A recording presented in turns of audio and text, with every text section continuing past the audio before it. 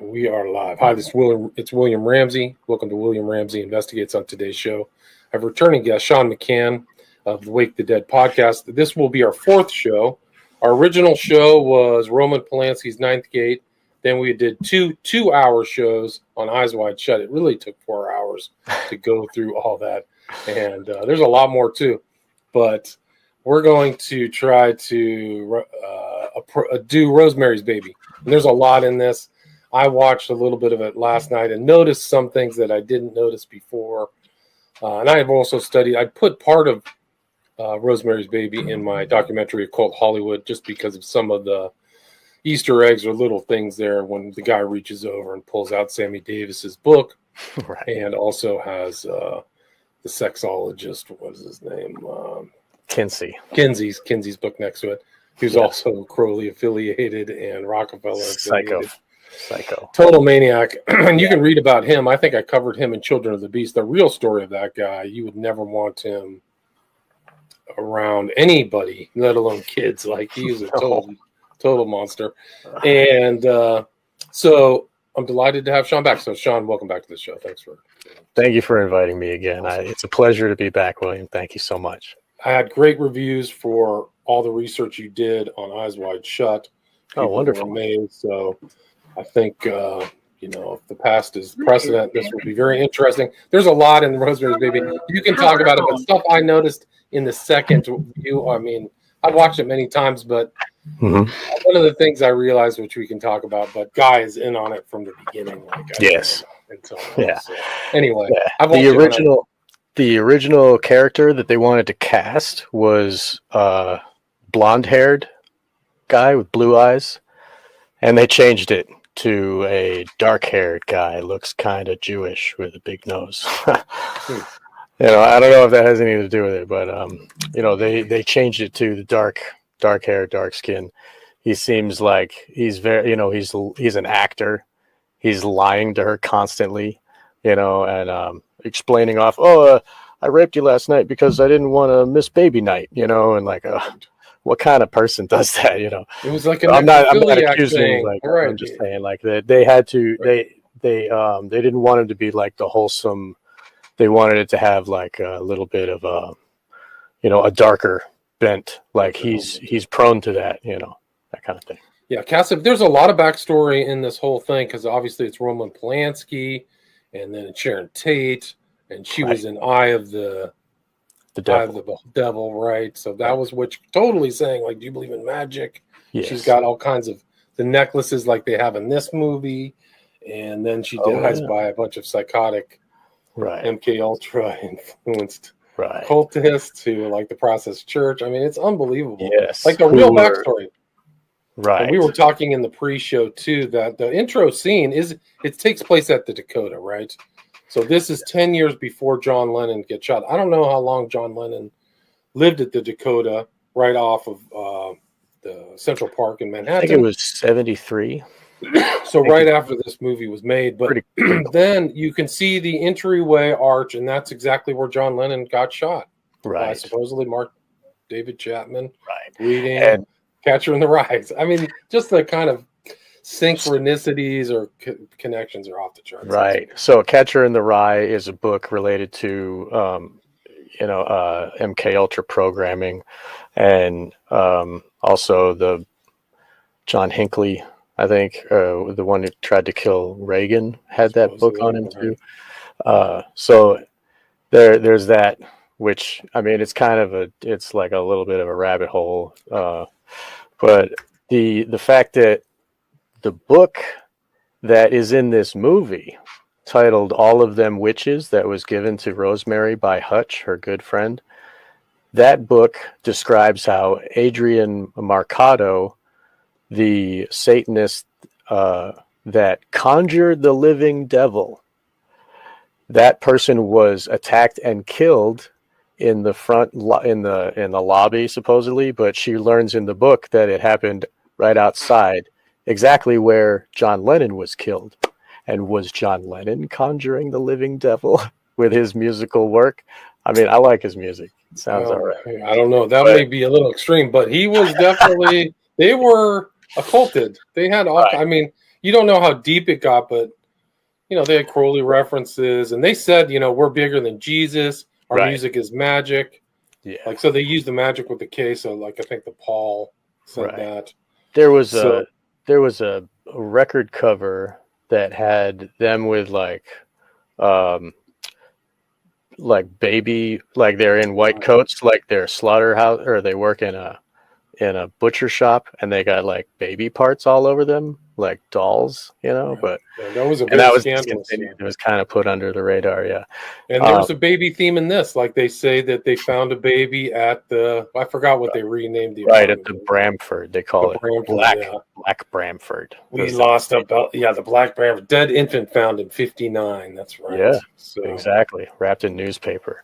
Yeah. And so the fact that the lobby and this dude was conjuring the devil, maybe in a sense what I meant was he's like that music of the Rolling Stones and the Beatles, and ever since 66, year one, it's been, it's bringing the satanic into society.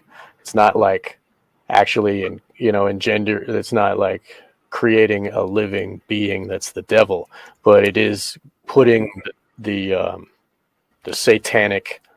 It's like the birth of the child, like Crowley would say, the birth of the child or something like that. The new aeon of Satanism in culture, Right. And it was written by Ira Levin, who's written all these other books too. Stepford Wives, Boys from Brazil, Kiss Before Dying. So Boys from Brazil was the one where they cloned Hitler. But so Ira Levin.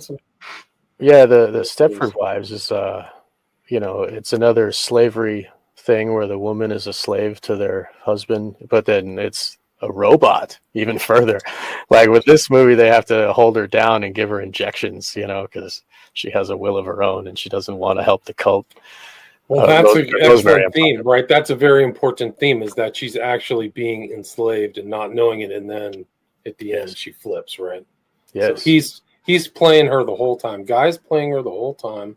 Yes. And once you watch this movie that her husband's playing her, it takes on a completely different tone, because you can watch it in the interpretation is that they're kind of hapless people, but there's backstory that indicates that Guy knows what's going on from the beginning.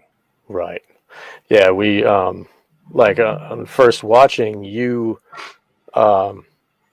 when you first watch it, you identify with the characters, and they're just a young couple, just like us, with you and your date at the movie theater, and you wouldn't think that anyone would do such a thing, Right. And then you hear about how Guy is happy that he has gotten this part, even though his opponent or whatever, the other Baumgart went blind. Yeah. Baumgart. Yes. He was stricken with blindness, and he was happy. He was happy to do so. And then at the party, they were talking about, is he still blind? And he was just like, I got to get out of here. He doesn't recognize the immorality, or if he does, he avoids it. And, he's completely amoral. And that's why it's so easy for them to capture his, like, hey, let us use your wife to make the devil's baby, and we'll make you a famous actor. And he's like, oh yeah, okay. I'm moving into the Dakota. I'm moving into the what is it called? What'd you call it? The Black Bramford. Yeah, exactly. So if you remember, people who don't remember the show, we're going to show some pictures too. Sean has sent me some pictures, but this is kind of just a synopsis of the entire film. But at the intro, they're taking over a apartment from somebody who's passed away. Right. And in there are hints that are gone through the whole book. She was making herbs. So she had an herb garden inside there, which is a theme of the whole thing, that they're giving her herbs and tannis root and all that stuff. Yes. So that indicates that this person whose apartment they're moving into, was somehow affiliated. Sean's position is that she was affiliated, wanted to get out, and was killed, just like Hatch was killed, right? Eventually. Right. Yes, I think like when they're showing the apartment, all the old furniture is still there, and she walks over to a secretary's desk and she sees a note written in handwriting that says, "I can no longer associate." And then you see that the bureau or the dresser was pushed in front of that door, the closet door. That's because she's blocking herself off. She's trying to not associate with the Castevets, and then she's stricken in a coma. And then we read later in the book when Rosemary buys a book about witchcraft, she reads that the coven can focus their mental powers to strike people with blindness, coma, or even death, which happened to Hutch. And so all So those you've three got things right. happen. So you've got blindness to Baumgard, coma to the woman whose place they took. I can't remember. And it is interesting because I think the apartment is 7B, right? Which is 72, which is fully a cult-like number. Yeah. Like that is the 72 demons of the Goetia, the house. Right. And they're on the 7th floor. And, they like it was an original 10 that was broken. And 10 is like, 10 is a combination of 1 and 0. And it's kind of like the DCAT is a perfect number, right? Because it's like whereas 11 is imperfect. But yeah, I mean, and there's weird things too. Like even the secretary that was pushed up against, I don't know how clever the costume or the production designers were, but there was like almost a double-headed motif that reminded me of the chair in Eyes Wide Shut, because you saw this little curl. And also on the floor, there was like a pedo symbol. It had that weird curl or whatever. If you see, I think I have. Wow. Okay. I don't know. I missed those. Like that's I don't great. know how intentional this is, but like right here, so you see that. I don't know if this is really a pedo symbol, but I thought that this was one. Let's see. So you can see right here. This is Guy. This is right at the beginning. Oh, so see the bottom there? That's kind of that swirly thing. And then on the upper right, you can faintly see the 7B. That is outside of Epstein's little shrine, his little church there, his shrine thing that he's got on his island. He's got that same, I think it's Greek or something. But I always thought it was that inner curl or something. We have the triangle with that or that symbol. Could be wrong. I just that's interesting. But yeah. So yeah, and that dude, he is skeptical, and he's boring an eye hole, and it looks like he's boring it right into his head from this angle. It's like oh, interesting. So it's got that perspective, right? Yeah. So here's these are Sean's screenshots. So this is the entrance to the Bramford, aka the Dakota, but that's where this area was, where Lennon was shot. Right. And we were talking in the pre-show. Mark David Chapman supposedly walked up to Lennon, shot him, and then sat down and waited. Like he didn't run away.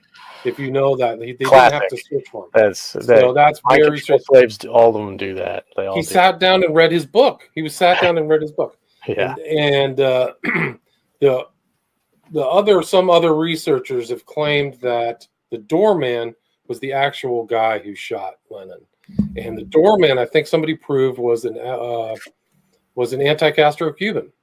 And so those anti-Castro Cubans were all over the place in the 60s and 70s. Watergate, supposedly at the JFK assassination. Right.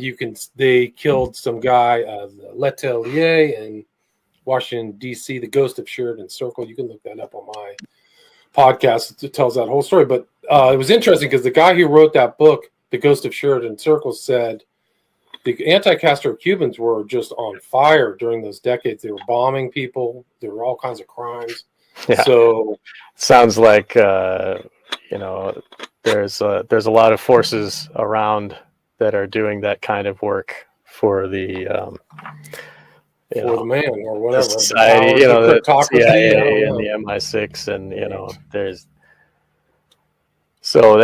that just makes more sense because it's always been like that.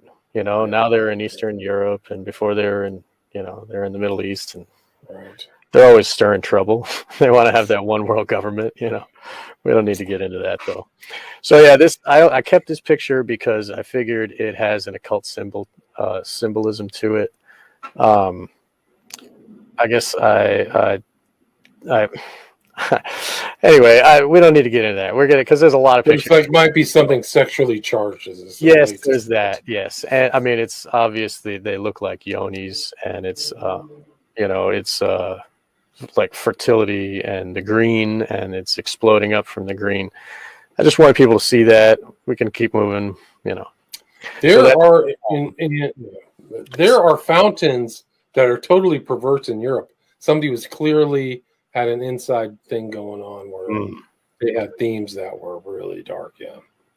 So this is, if you know about elevators, elevators are a satanic symbol, and she's trapped inside a rhombus. A rhombus is a male symbol, and like she's trapped in this box now, and it says the smallest apartment was a 9, and a 9 is another satanic number.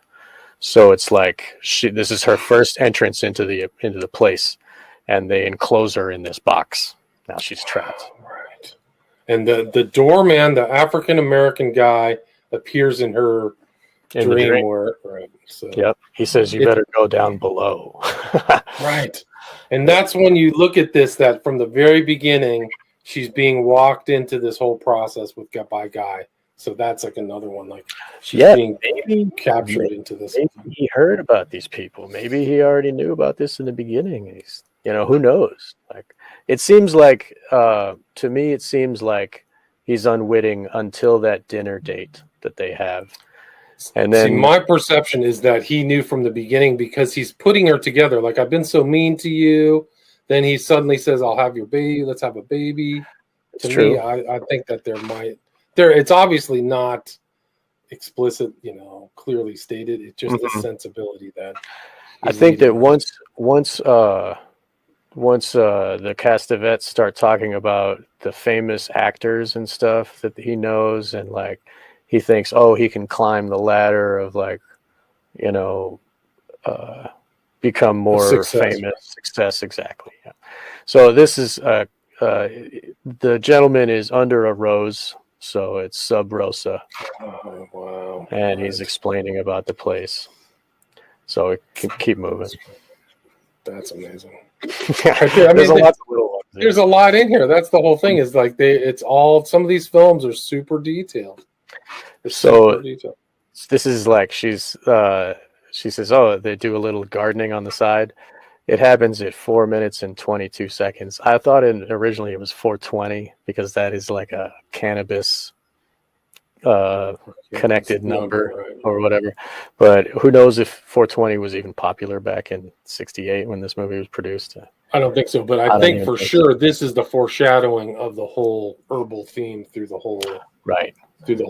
And that so like witches use a witch's brew. They have they use stuff from the wild, right? This here is the note where she reads that the previous tenant can no longer associate themselves, and like, what's that about? But that's when the old furniture is still in the apartment. She can see how the woman that went into a coma was living.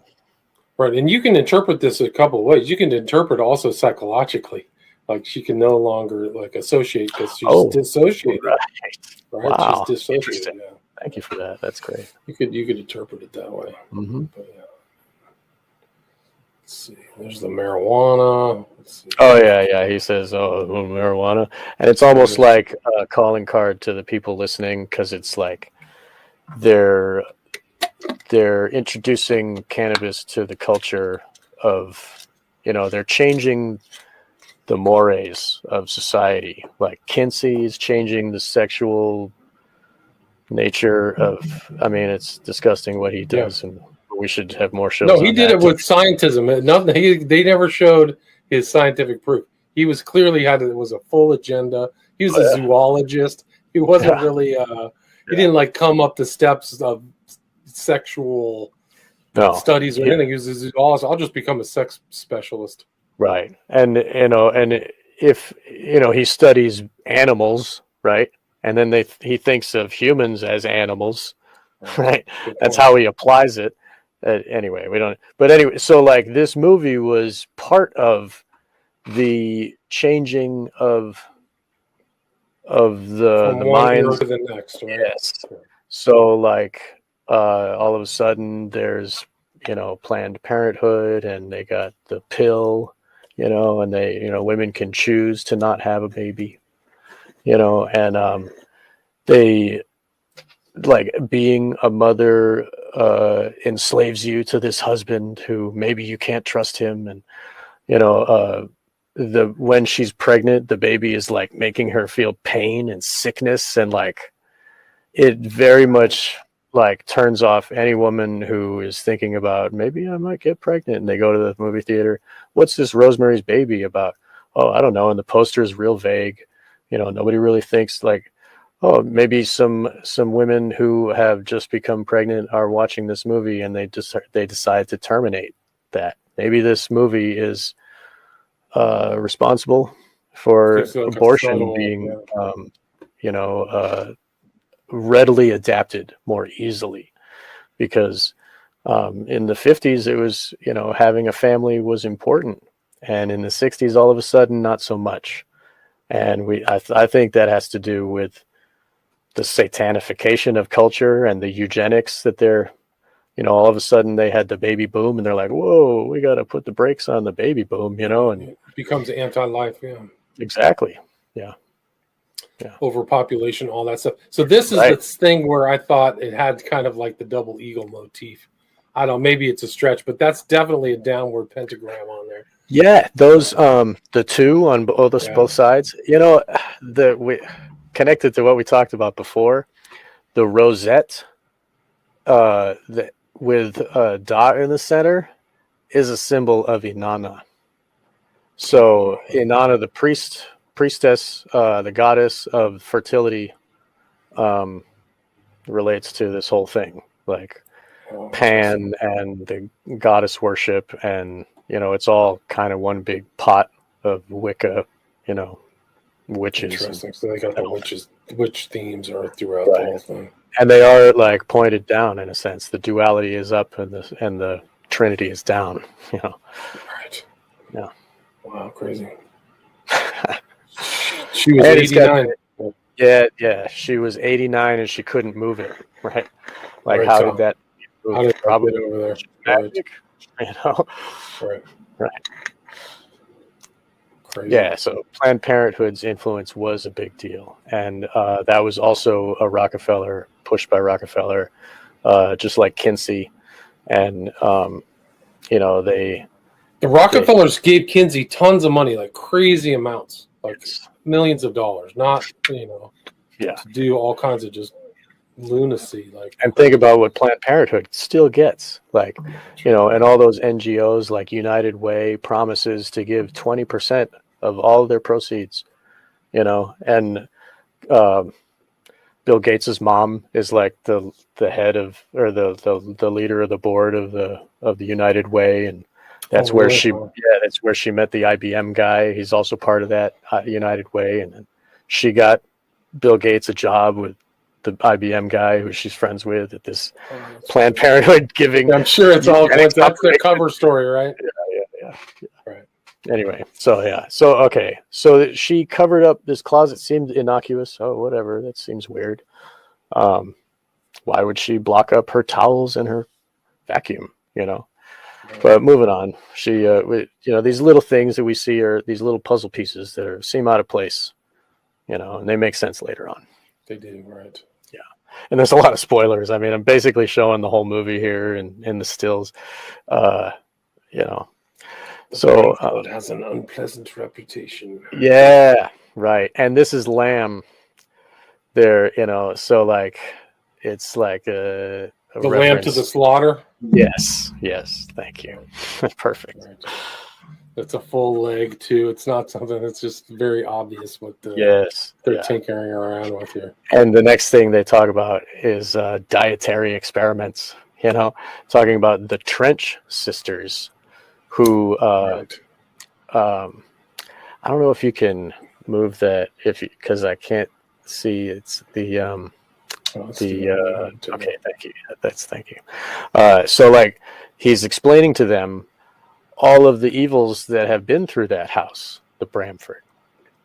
And he talks about the Trench sisters were doing dietary experiments as he's bringing the lamb to the table, Right. and Cooked and ate several young children, right? yeah, Then there's a dead infant, so yeah. right. And later, when we get to the book, the All of Them Witches book, she's reading on one of the pages is a picture of a woman, and it's got her name, and it says she doesn't just eat babies; it's a little more complex, and it goes on, So like that's a common theme, And she says, and Rosemary explains that the book also says that baby's blood is the most powerful blood. So, yeah. Okay. Live there. Let's go there. Where are we? Oh yeah, Adrian Mercado. So he's explaining the names. I saved that because I got the name that he's saying because the screenshot, and that way it captures the dialogue. So we can skip through, I guess. Yeah. She asked, who is Adrian Mercado? Right. Who are all these people? And they talk about cooked children. Yeah. Witchcraft. Wanted to conjure the living devil. Yeah, and her eyes are wide. She's like listening intently, and why didn't she take this? It's a warning. Hello, don't move into this house. But Guy is like just blasé, right? He's Guy's determined. Like, oh, yeah, that's right. And like, oh, evil doesn't mean anything. There's no witches, and then he joins the group. Yeah. So they tried to kill Adrian Mercado in the lobby of the Bramford because he conjured the living devil, or at least he told people that. And who was the living devil? His son, Stephen? I don't know. Probably not. He seems like a normal human, but certainly Rosemary conjures, or the devil gets creates the living devil. Yeah, it does happen. Yeah. Right. So Hutch is a wealth of information. Later in the movie, she's having a dream where Hutch is on the dock, not allowed on this boat, and he has binoculars, and he has scrolls rolled up in his left hand, which means that he has occult knowledge, and his binoculars around his neck show that he has better sight than others, omniscient, and they're leaving him, but separating her from him. So he basically, he's the only one that really cares and wants to save her, and they kill him. So they can hear through the wall, that last picture that you just had up.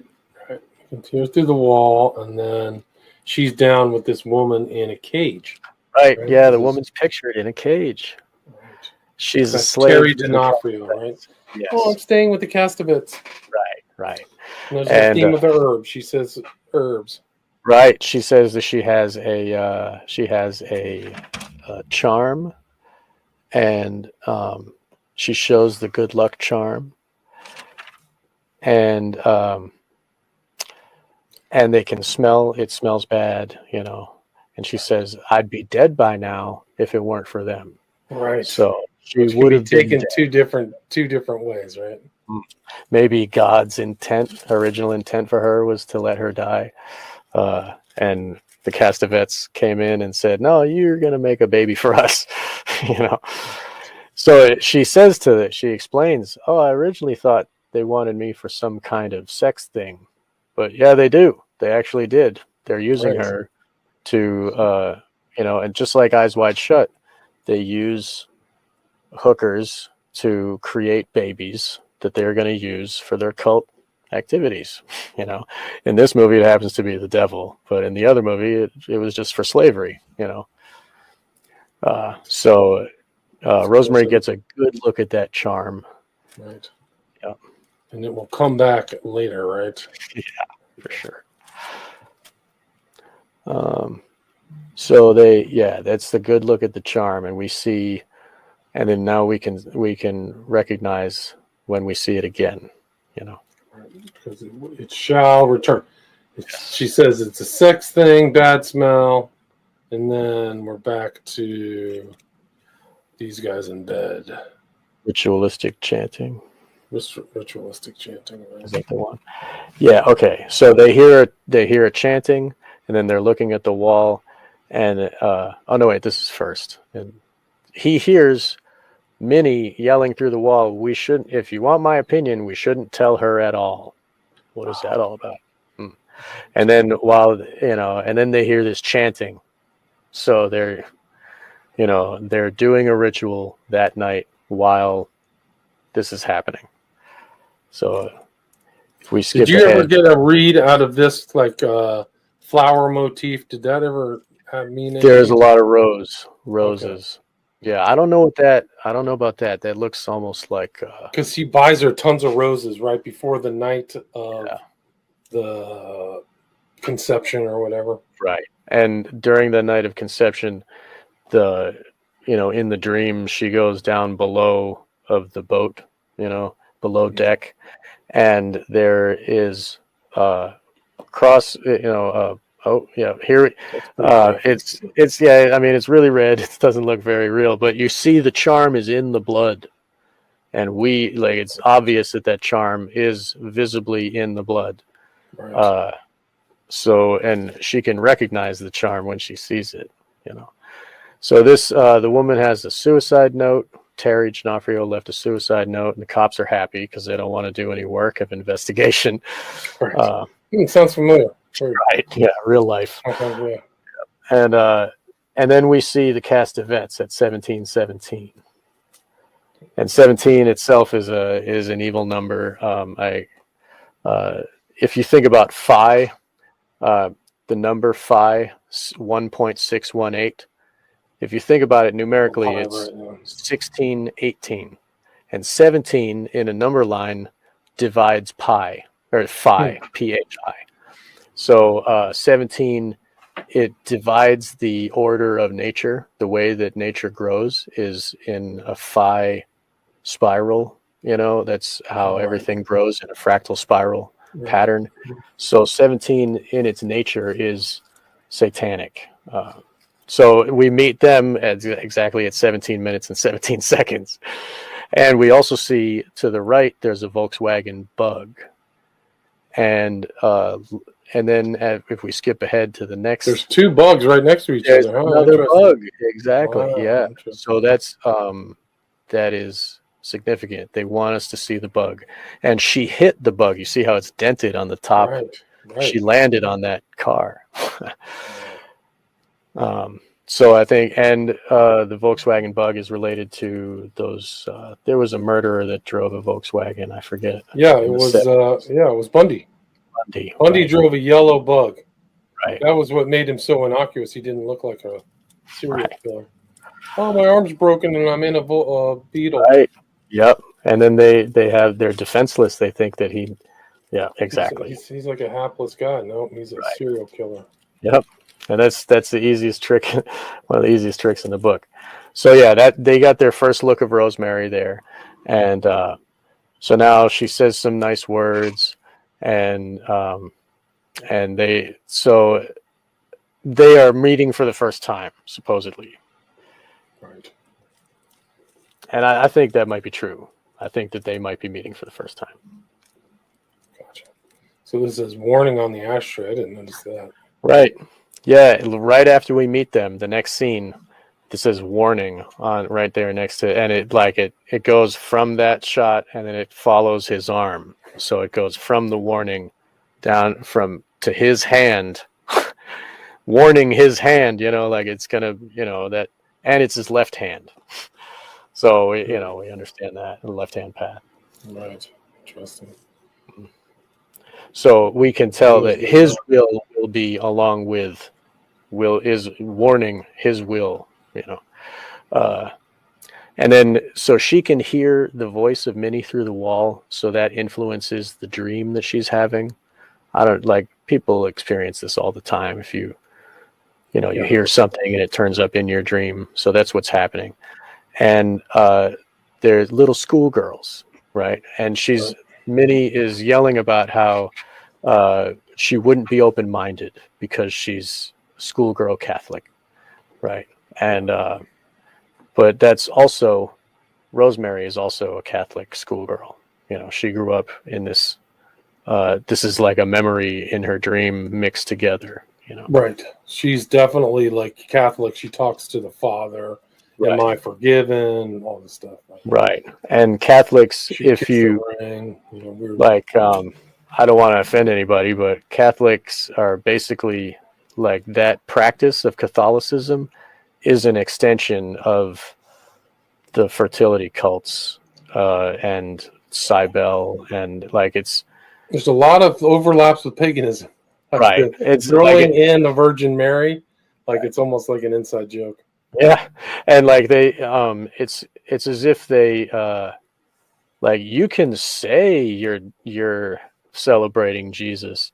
As long as you're celebrating and having that emotion, they can still reap it for their rituals that are also going on at that time, where December 25th is Nimrod's birthday. It's like it's not really. Anyway, there's a lot going on. We don't need to go down there. There's a lot.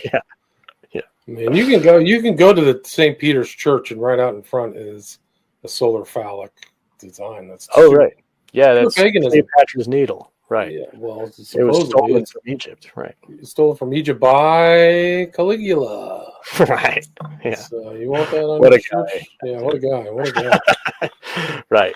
So I mean, basically, the whole the whole thing that they were fighting the Jews with in that war with the Jews since before Jesus was born was the Jews didn't want to worship the Caesar. And Rome said, you must worship him like a god. And they're like, no. And then that's why all that. So if they could convince them to worship somebody and let them think whoever it is, whoever you think it is, that's fine. Just worship it, And I think that's why they just put the Christian garb, or, the Christian trappings on the pagan religion that they've always been worshiping. It's always been, Babylon, the old religion. In the old empire, really, the Roman Church operated like the Roman. It's a Holy Roman Church. Right. It operated like the Roman Empire in a lot of ways. Competitors were squashed. Same thing. It is this. It's just an extension. Yeah. And when you go down that rabbit hole, you'll see it. You'll see that it's only the same, and that it's they took over the temples of the old temples. They made them Christian all of a sudden. Yeah. So like it's easier for the pagans to assimilate into the Christianity, but also it makes it takes over all of those pagan religions, and now it's Catholic. Now it's all one, and we are the hierarchy that rules it. Go look at the conquest of New Spain, or what Mexico today. Right. All of those churches are on either pyramids or some kind of pagan thing. Yes. So the Roman Church has moved right in and said, strip that. And Hernan Cortez knew what he was doing. Like that's how he got support from the Catholic Church, is because everything was going to be Catholic. Exactly. So, and it's really just a people like a people control system. Religion is just the mind control that they use to capture them and their will to follow the orders of the hierarchy. We take it for granted in the United States that you can kind of practice your own religion. It's not like that in other countries. No, Mexico, they'll kill you. Kill you. Yeah. And Protestants get a bad rap in Mexico. You are a Catholic and you do not leave. Like a lot of those countries, there is no tolerance for Protestantism, free thinking, Bible believing Christian. Like I'm not a Protestant either. I just don't agree with you. That doesn't work. That's not the way it Yeah. works in some of these other countries. Sorry. And if you look at the way that the Pope now is so progressive compared to past popes, like they have flipped their entire, like they used to have these moral rules, and now it's like anything goes, as long as you're listening to the hierarchy, he can change his mind and it's cool. Like, right. Well, it's interesting too to get off on that kind of Catholic Church tangent, because the Pope is in the Catholic stuff is in this movie. yes. He's watching you. If you remember, he's totally exultant. Guy is that the Pope is in New York, right? He's at Madison Square Garden or right. somewhere. This picture here, it says no Pope ever visits a city where the newspapers are on strike, because he's explaining that the Pope's job is to be, a puppet that wears fancy clothes in front of the people. And he says, like, don't worship him just because he says he's holy, and that makes sense. But he goes all the way to the other end, and he's the other end of the spectrum is Satanism. I'd rather think for myself. Right. But anyway, I was brought up a Catholic. Now I don't know. Yes, that's just what he wants to hear, because a Catholic has been ritually, like, the pagan religions are ceremonial magic, and that's what Catholicism is. And so, like, so she has gone through the ceremonies that are required for their cult too, because it's all the same evil cult, really. The cult of control and obedience, power and domination, So, okay, these are the names of famous actors that he knows. And their names are Mrs. Fisk. She was a child star actress. Her whole life, she performed Shakespeare. Johnston Forbes Robertson was the finest Hamlet of the Victorian era. More Shakespeare. Helen Modjeska, she specialized in Shakespeare. Greatest actress in the history of theater in Poland, the leading female interpreter of Shakespeare on the American stage. And then later he mentions Sir Henry Irving, who was a knight, a Freemason, and one of the most famous stage actors who controlled the entire production. So he said he played a little Hamlet too, so it plays into Guy's character. Right. He says that somewhere earlier. Right. And like, if you look at Shakespeare, it's almost like an affront to the Christian Roman Catholicism. If you look at Titus Andronicus, he makes fun of the cannibalism that is Catholic ritual ceremonies of, like, eating flesh and drinking blood. Right. You're literally drinking when you eat. The traditional Catholicism is you are drinking the blood and literally transmogrification. Yes, because you're eating the body of Christ. Right. And so doesn't it only make sense that they would drink the blood of babies and they would eat the flesh of babies? If we would eat the flesh and drink the blood of Christ, who is our Savior, well, like, it doesn't make sense. So this is obviously a tool for controlling minds that also controls them in such a way that these people perform the same rituals as the old religion, and it keeps them in the net, even though they think they're free.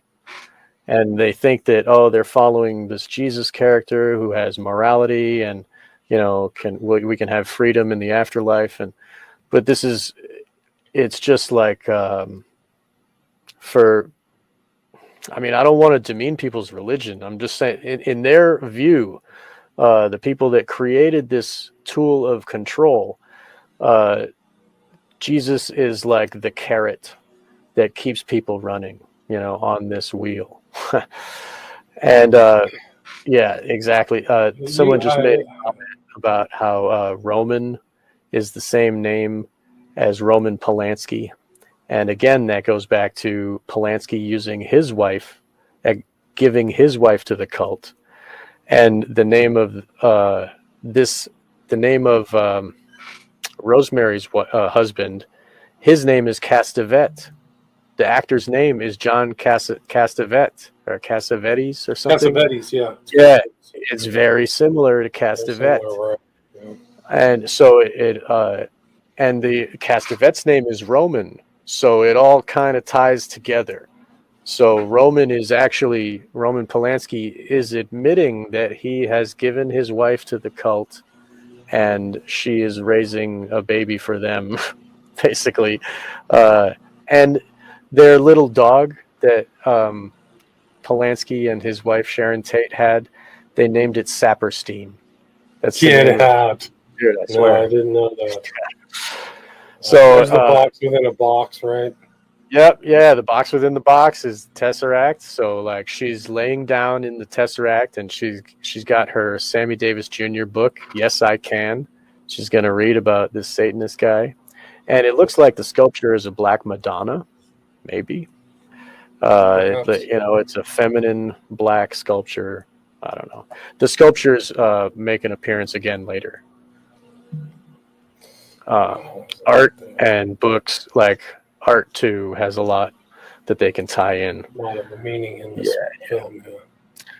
So she's, relaxing, reading the book. I guess I might have taken too many screenshots. Sorry, we could skip through. Then they come over. Yep. All these people. This is another Laura Louise McBurney. Apartment.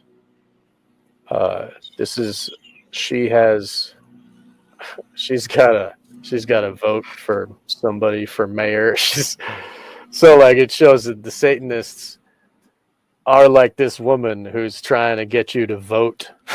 I'm an anarchist personally. I think voting it enslaves people. So like I think it's wrong for anyone to vote. And obviously this Satanist is trying to convince people to make themselves slaves. I think that's just funny. I just wanted to notice that. So anyway, she is very happy to come into her house, and then they give her this charm. It's close up of the charm. She recognizes the charm. It's the same charm that was on Terry, and it's the same charm that was in the blood of when Terry jumped out the window. And now it's given to her. How much good luck can it be if Terry jumped out a window? So, and they say, oh, it's very old, and you've already taken it, so you can't say no. This is Guy getting the part, and in his hand he has paint thinner, which is a solvent. And if you think about like Solvay and Coagula, this is the Solvay is happening in his life. It's dissolving. It dissolved away and came back together, right? Exactly. Isn't that what Solvay Coagula means? Yes, like in this, the dissolving is like it's dissolving his obstacles away from him, and his like all of a sudden he is being successful, So we'll skip on to the next one. Let's go to the next one.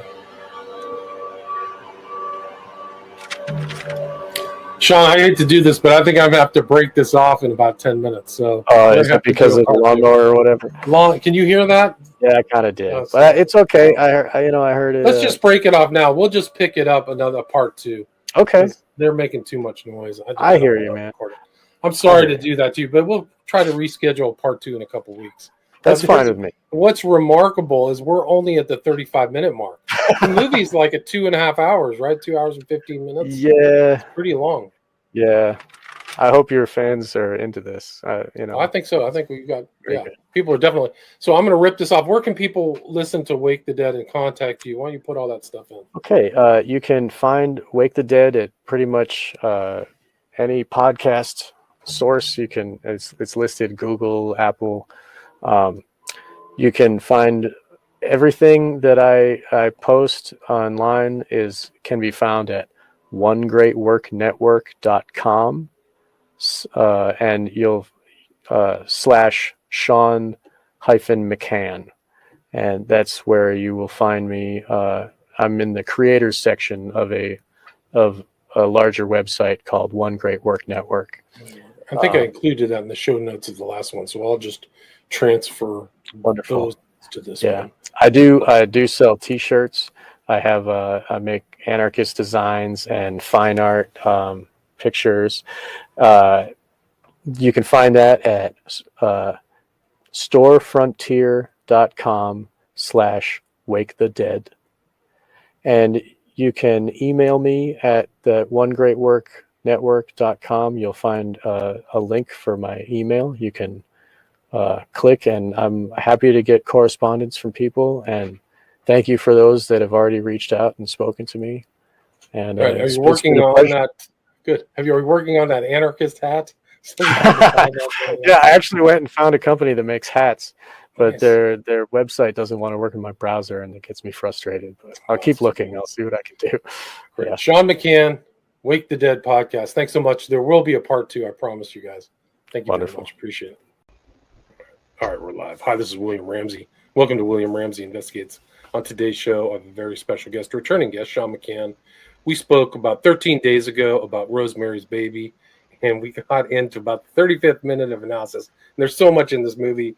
It goes as deep as like Eyes Wide Shut, but the gardener decided to ramp up the noise. So I just turned it into a impromptu part 2. So we're going to restart. I would recommend people who've not listened to part 1, go back and watch it on YouTube or listen to it before we get through this. But I have the time to finish the movie off. But in the interim, I've done some more research. I found some other things maybe Sean didn't see or seen. So we're going to take our time and get through everything. But like I said, where we left off at the last point was at the 35-minute mark. So Sean McCann, welcome back to the show. Hi, thank you. It's an honor to be invited back. Thank you kindly. Cool, man. Well, I've gotten good response from your listeners, and I've gotten a couple emails, and I'm delighted to read what people will say and think. So excellent. It's been great for me. Thank you. Awesome. Well, I think this will be like our 4th or 5th show. Is that right? Yeah, we did 2 shows on Eyes Wide Shut, The Ninth Gate, and this will be the 5th show. So you can go back, people, and go back, audience, if you want to go back and listen to those, please do. And Sean's just doing a great job analyzing all the stuff. So let's get going. Let's go back to 35. You want to? All right. You sent me some new screenshots, right? So yeah, I got some new screenshots with all the notes to make sure, because last time I was kind of running late. I was didn't do all my homework before. I always had that problem in school too. So, but I'm prepared today. Today we're good. So at 35 minutes and 49, I think. Suddenly very hot. Suddenly very hot. Yeah. Let's get that open. And she's meeting with Hutch, and she's describing to Hutch about how Guy got his part all of a sudden, and he's suddenly very he's very popular. He's very hot in the. Right, he's very hot, right? Yeah, because now he's working with the witches, and the witches are clearing the way for him.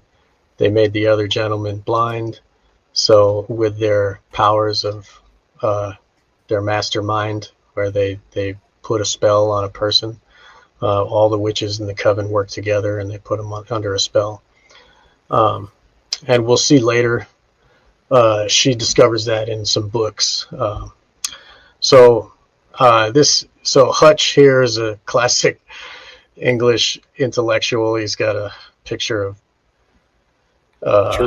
Churchill, sadly, but anyway, he's got a pipe. He looks like J.R.R. Tolkien or something. Yeah, he's like got an old style smart guy.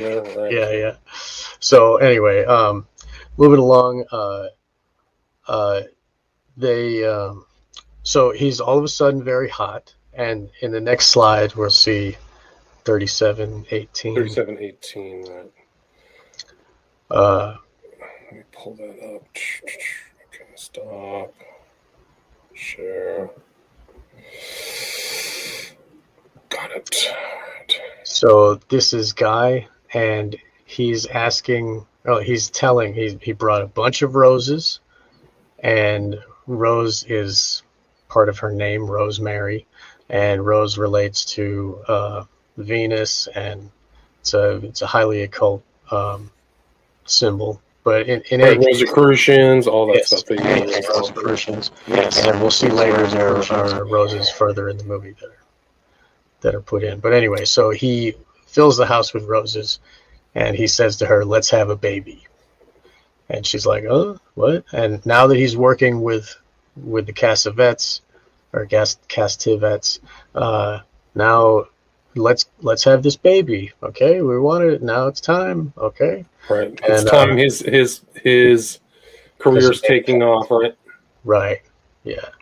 And he's persistently asking, and then in the next one, they circle on the calendar. The time to start is October 4th and 5th. And I got it. Yeah, there's the calendar in the background, right? Yeah, and October 4th and 5th. Let's see. It's not really. It's not on the reg. Okay, I had looked up some satanic holidays. Those aren't listed, but further in the movie, she circles November 1st and she writes blood on it, and that's All Souls Day. That's the day after Samhain. Well, I guess we'll get to that slide anyway. So he circles on the calendar, and it's October 4th and 5th, 1965, when she is inseminated. Okay. So that's actually, the whole sequence. That's the sequence that's coming. It's not 4th and 5th. I think it's 9 and 10. Shit, I'm sorry.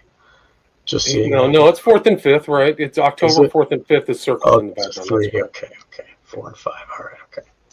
So yeah, I'm just trying to be thorough. That's all. Sorry, guys. It's okay. So she's like, "You really mean it, right?" And then in the next slide after that one,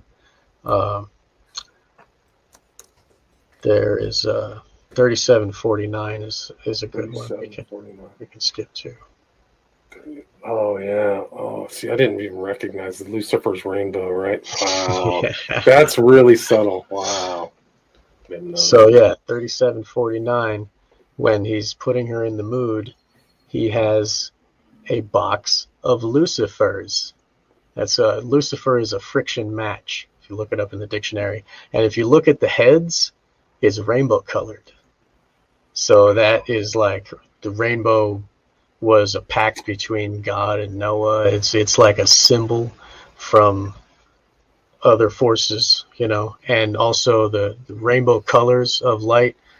Like it's like rainbow is like all colors that are combined to make white light.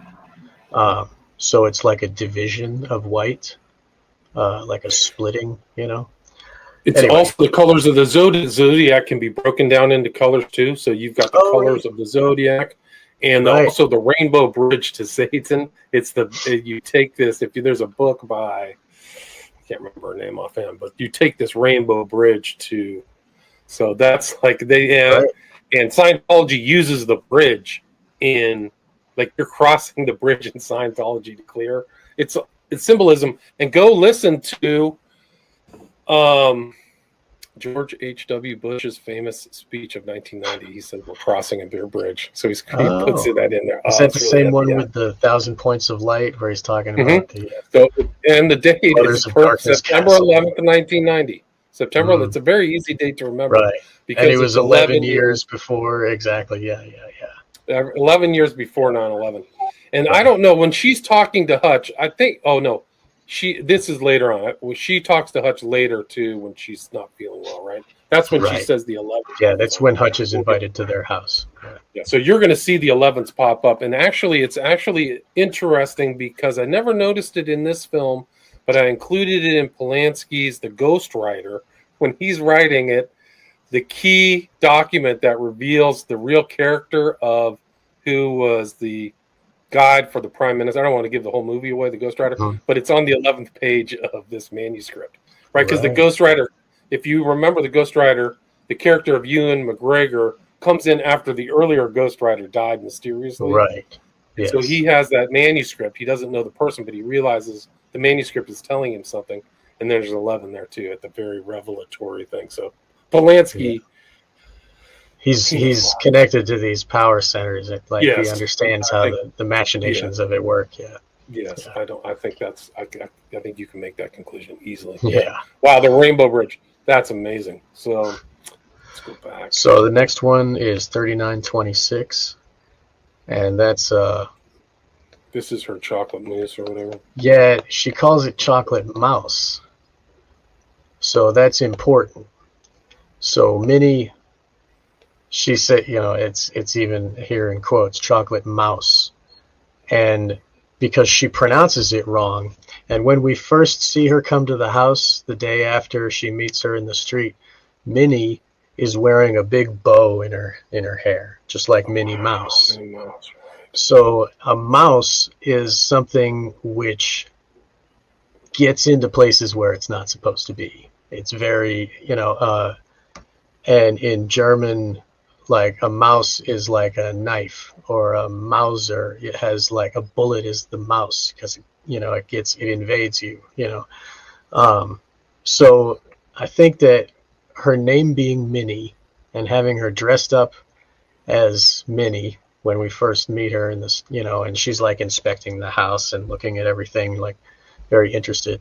So, and now that was like when she burrowed in. That's like the camel's nose under the tent, and now she's taking over their whole lives, and later in the dream, the fact that it's a mouse rather than moose is very it's connected.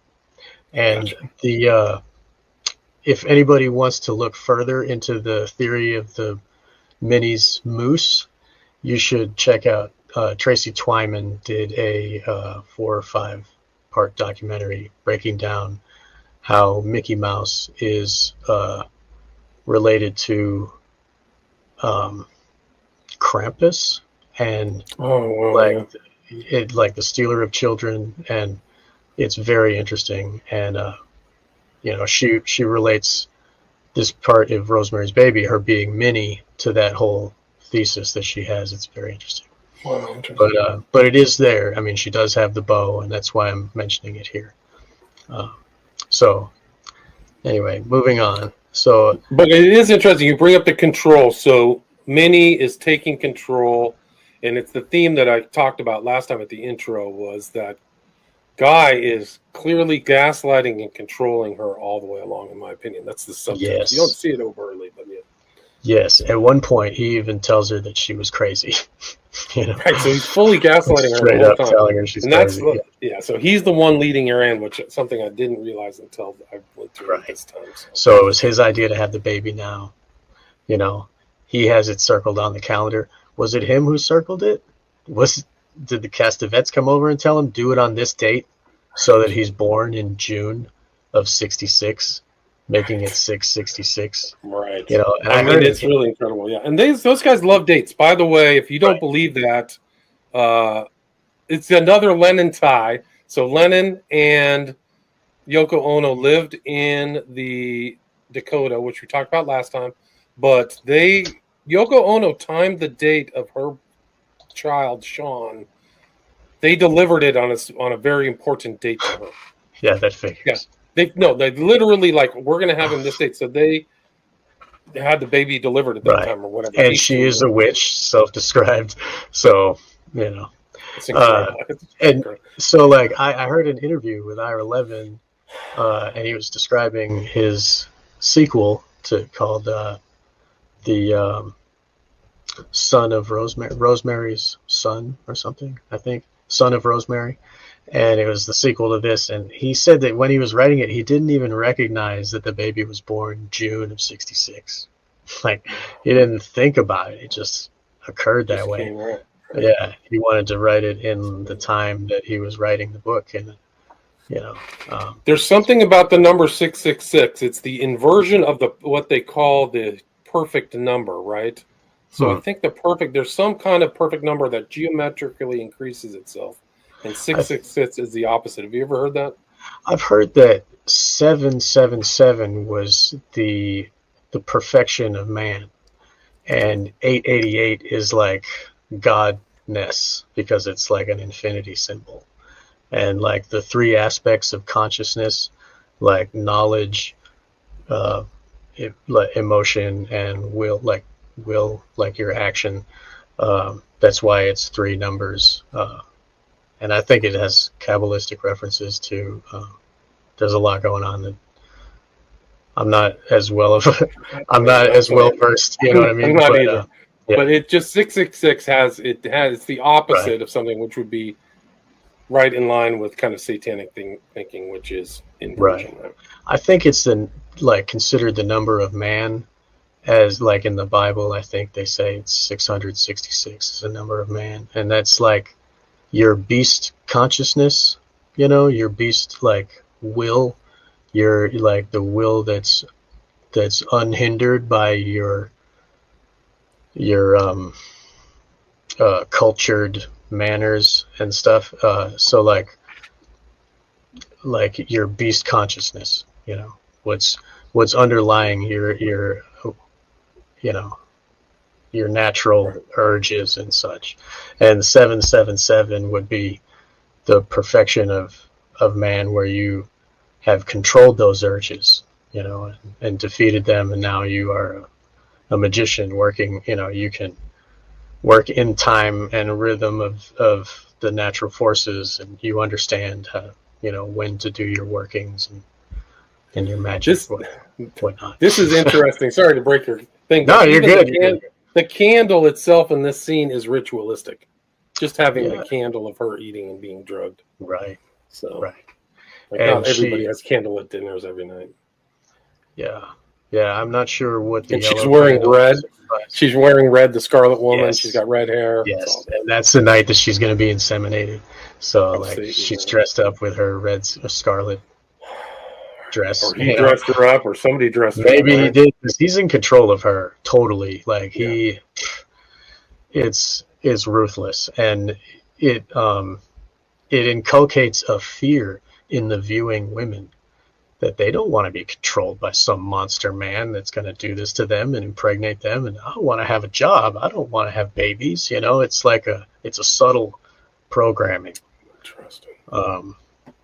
Because, like, you know, the patriarchal society, the woman is just a breeder for the man to pass on his name. You know what I mean? That kind of bullcrap. Right, so this is all taking place in the context of kind of ERA, equal rights, or whatever. In the time of the 68 when it was released, or 67, 68, there was, you know, the pill was invented in 1960, and Margaret Sanger was pushing the ideas of abortion. Like, the eugenicists they had eugenist laws in the 30s, and sterilizing feeble-minded people, and that.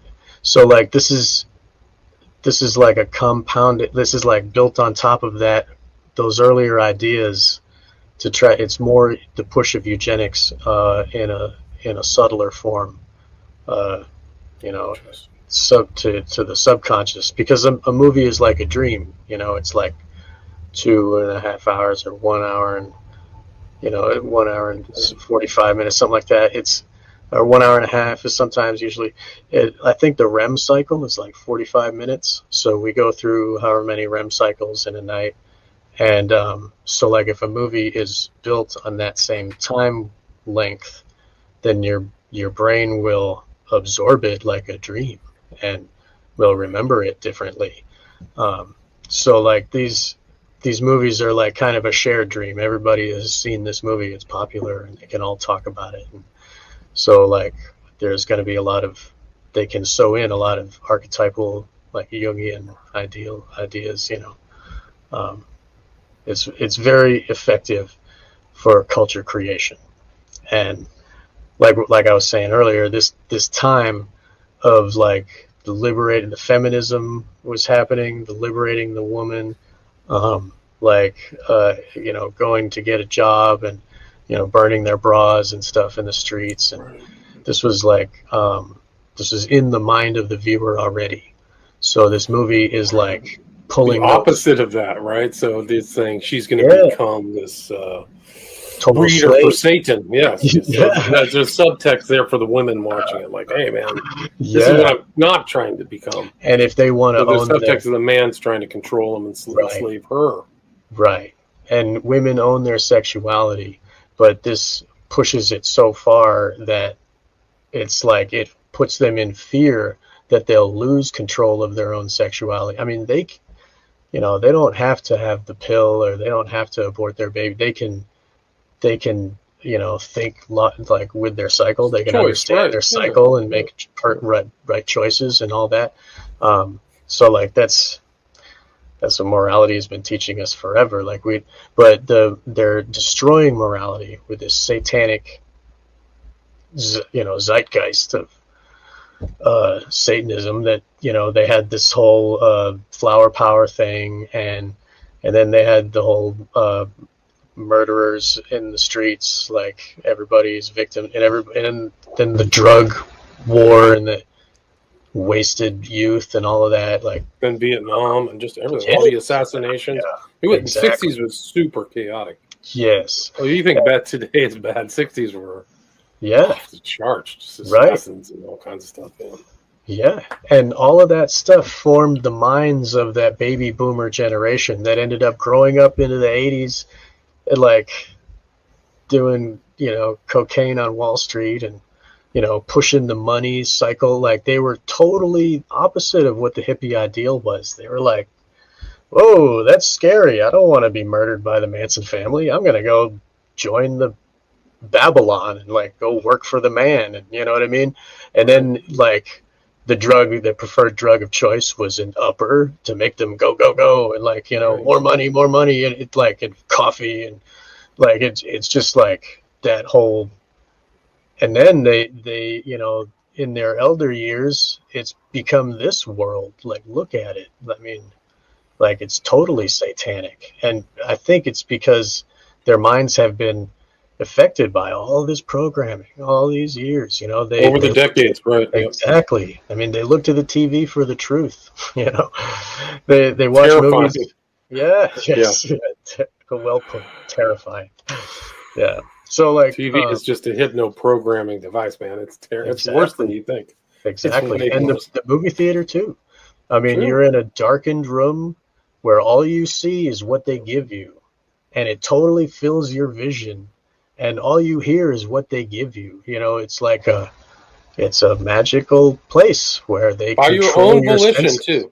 By your own volition, exactly. I want to go. Right? Yeah, you are consenting to it, and you don't even know what they're going to show you yet. Like it could be a bunch of murder and stuff, and it's like going into your brain.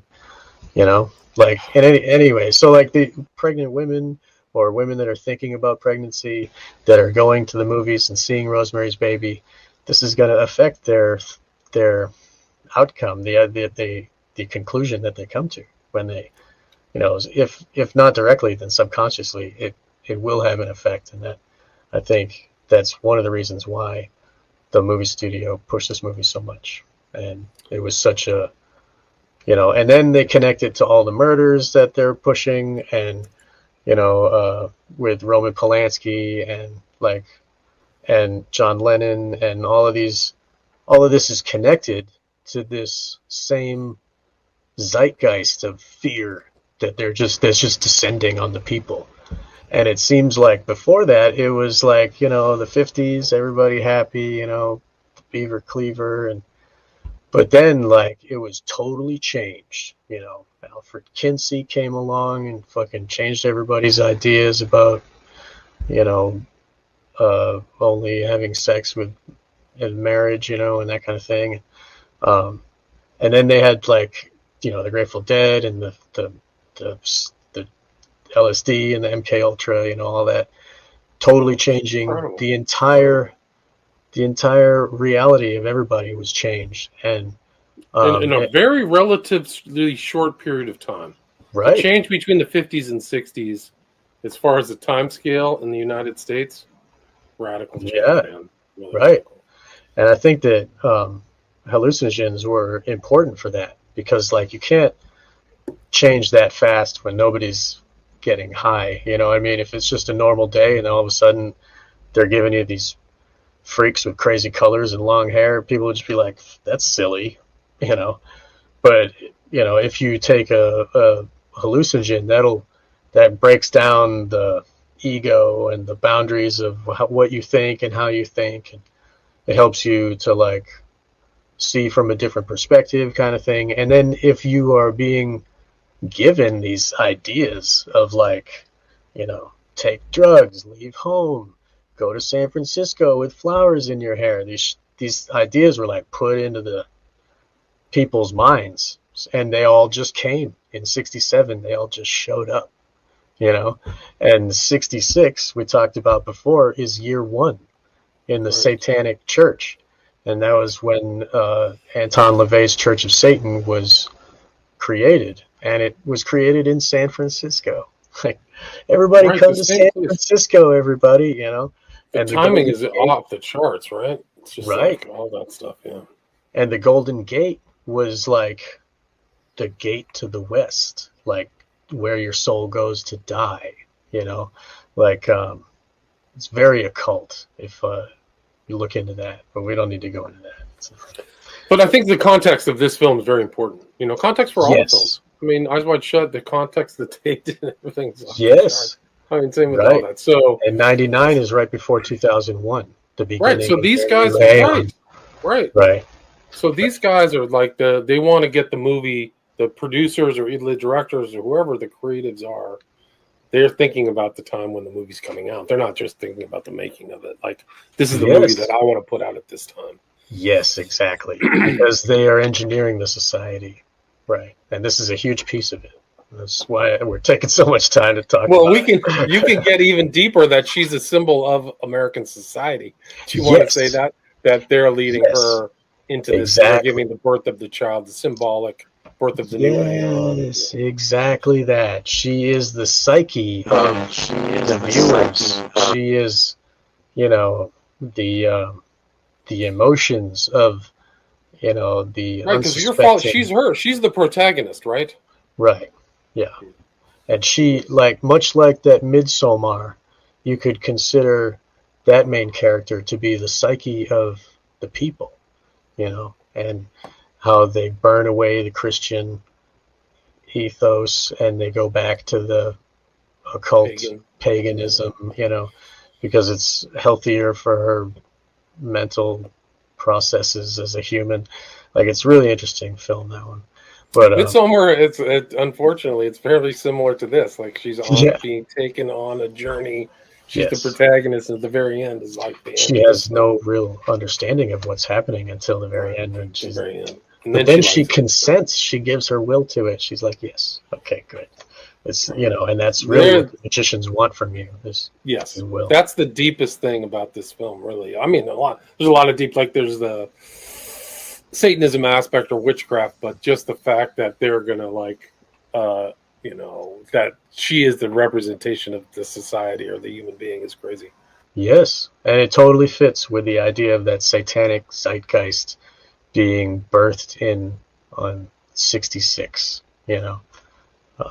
So anyway, let's keep moving. She says it has an undertaste, and he says, now eat it. She slaved all day, now eat. He's like telling her. But even these words are important. The old bat, right? The bat. She's slaving for Satan. She's slaving for you. Eat That's it. interesting. Like, the slave shall serve. Right. These kind of terms are like the bat is like flies at night. Even that's kind of a new thing. So. And, you know, like Dracula and stuff, she's, you know, Dracula had to be invited in the door just like Minnie Mouse, like, you know, Minnie's Moose, I guess.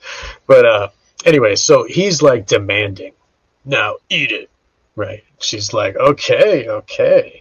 You know, it's gross to watch, like, him dominate her like that. So he walks into the other room and she dumps it in her napkin because she's gonna do her own will despite his dominating demeanor.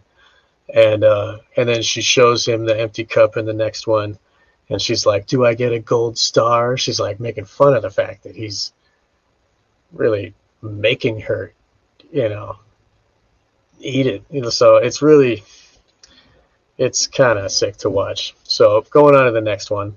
Uh, Guy is in front of the television, and he's watching the Pope visit Yankee Stadium.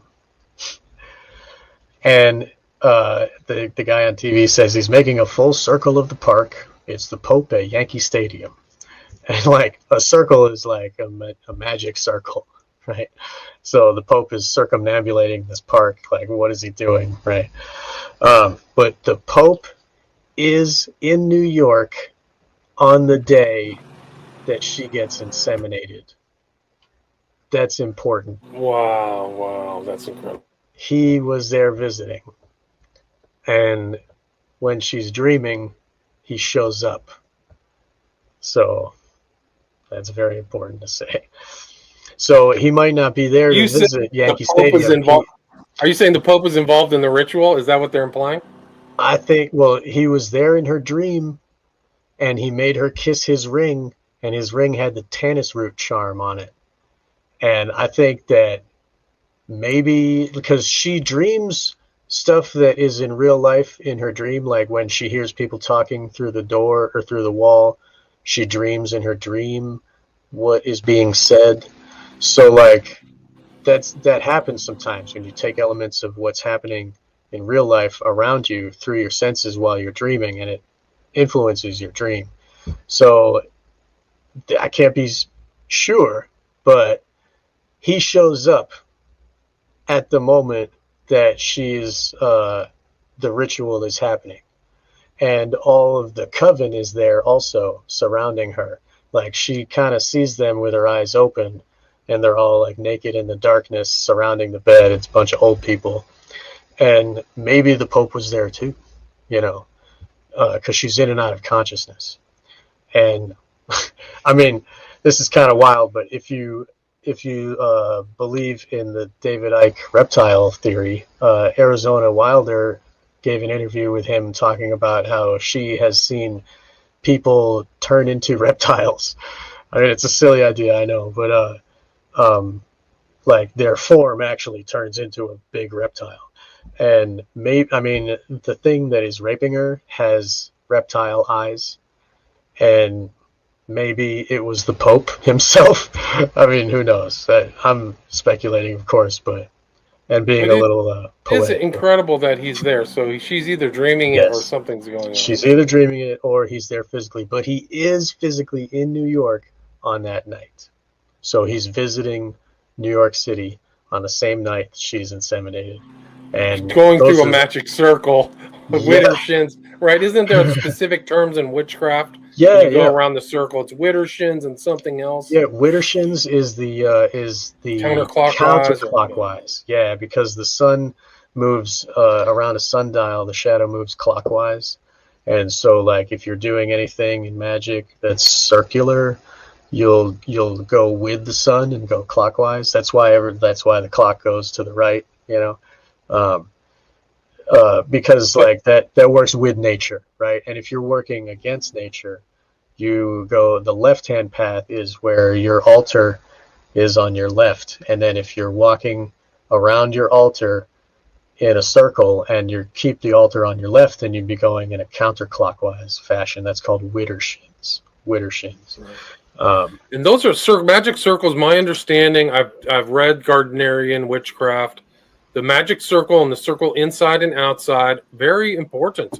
It's a fundamental aspect of those witchcraft rituals is the circle. You got to draw a circle. Right. You're within it. You're supposed to be in another dimension when you're within that circle. Right. I think it's like that's where they are, like the other spirits are contained within the circle when you manifest them. And then you yourself have to be in a triangle, like outside of the circle, so that they don't attack you. It's like there's another element. I'm pretty sure I have to go back and look when I read Gardner's stuff, because I read Gardner because he knew Crowley, so he took some of these rituals. But there's something about he wrote something about being inside the circle, you're inside some other environment or something. Right. I'll double check that. Right. But it just I ties think in. Crowley went in the circle when Karanzan, with that Karanzan thing in the desert, and he let it like Attack and incorporate, rend him, incorporate into him or something, and then he tried to like eat the other guy. He was like, it was really a disgusting scenario. We don't need to talk about it, but okay, so this is a special day, it says on the TV, you know. And anyway, she's drugged, we can see. And it says that in 4139, it says 4139. Pope Paul VI arrived at 9:27 a.m. That's what the TV's saying. And that's the moment when she's like teetering and she drops the chair in the kitchen. So 9:27 a.m. that might have some occult significance. I just wanted to have it here for everybody to see. You know, I didn't really go that far into it. But she's dizzy and he's carrying her into the bedroom in the 4216. And then after that, one of the interesting things about the scene is that light is kind of evocative of the moon. It kind of has a moon theme to it. Yeah, it does. You're right. Yeah, and the moon is like related to the the witches' Sabbath. It's the goddess, of anyway. So she's dizzy, and he carries her into the room, and he lays her down. And under the rhombus, like the male symbol, like he's taking control of her, right? And so 4233, the dream starts. And so one of the interesting things, sorry to interrupt, but one of the interesting things is there's a picture, I'm pretty sure, of Polanski's wife Tate with, there was two different strains of witchcraft, Gardnerian and Sander Alexandrian. There's a picture of her with like Alexander's, I'm almost positive, somewhere out there. Yeah, that makes sense. So I think they were far more involved in witchcraft than people. She's high up there. And they also wanted to have, they wanted Tuesday Weld for the role. They were going to have Polanski's wife, and then they were going to have Tuesday Weld, who is huge. She's like a cult priestess. Like, she's like leader of covens and shit. She's related to the Governor Weld from Massachusetts. She's like one of those families that's connected to power. And they raised her SRA, and they made her, she lives as a witch, she doesn't make movies anymore, she's very, people look into Tuesday Weld. That's the Beatles sing about Tuesday Weld, Tuesday's on the phone to me, No, I've heard that same story, yeah, very much. I think McGowan wrote about her too, like that she was a flat out witch. Yeah, she is. It's a very deep rabbit hole. People need to go down that trail and take a look. So yeah, the dream is starting. She's floating on water. Her bed is like, she's falling into the dream of the subconscious, floating into the, unconscious, I guess. I'll just leave it there. So, he's taken off her clothes. She's like, oh, I need to make a baby. And he says, yeah, we'll do it. Sure. And then he starts, she's like, oh, it's time to make a baby. And he's like, yeah, sure. And he's like undressing her as she's kind of falling in and out of consciousness. And 4315. Yeah, we'll do it. He says, we'll do it. 4315. Let's go. And they dream JFK on a yacht. It's the guy, the actor looks just like JFK. And later he says, well, I'll just save it for later. So there's JFK there. he's like the captain of the boat.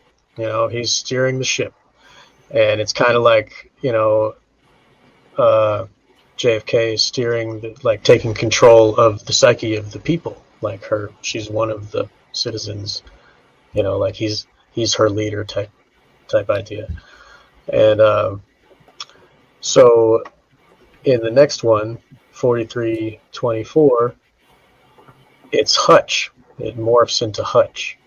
Like, he is her strong leader that she trusts, like, you know, the intelligent male that she looks up to for advice. And then they're taking off 4330. And she's taking off her clothes. She's like, why are you taking them off? She's in the dream, but she's dreaming of his hands. So, like, both elements are combined in this dream, you know. And 4336, he says, go to sleep, Rosemary.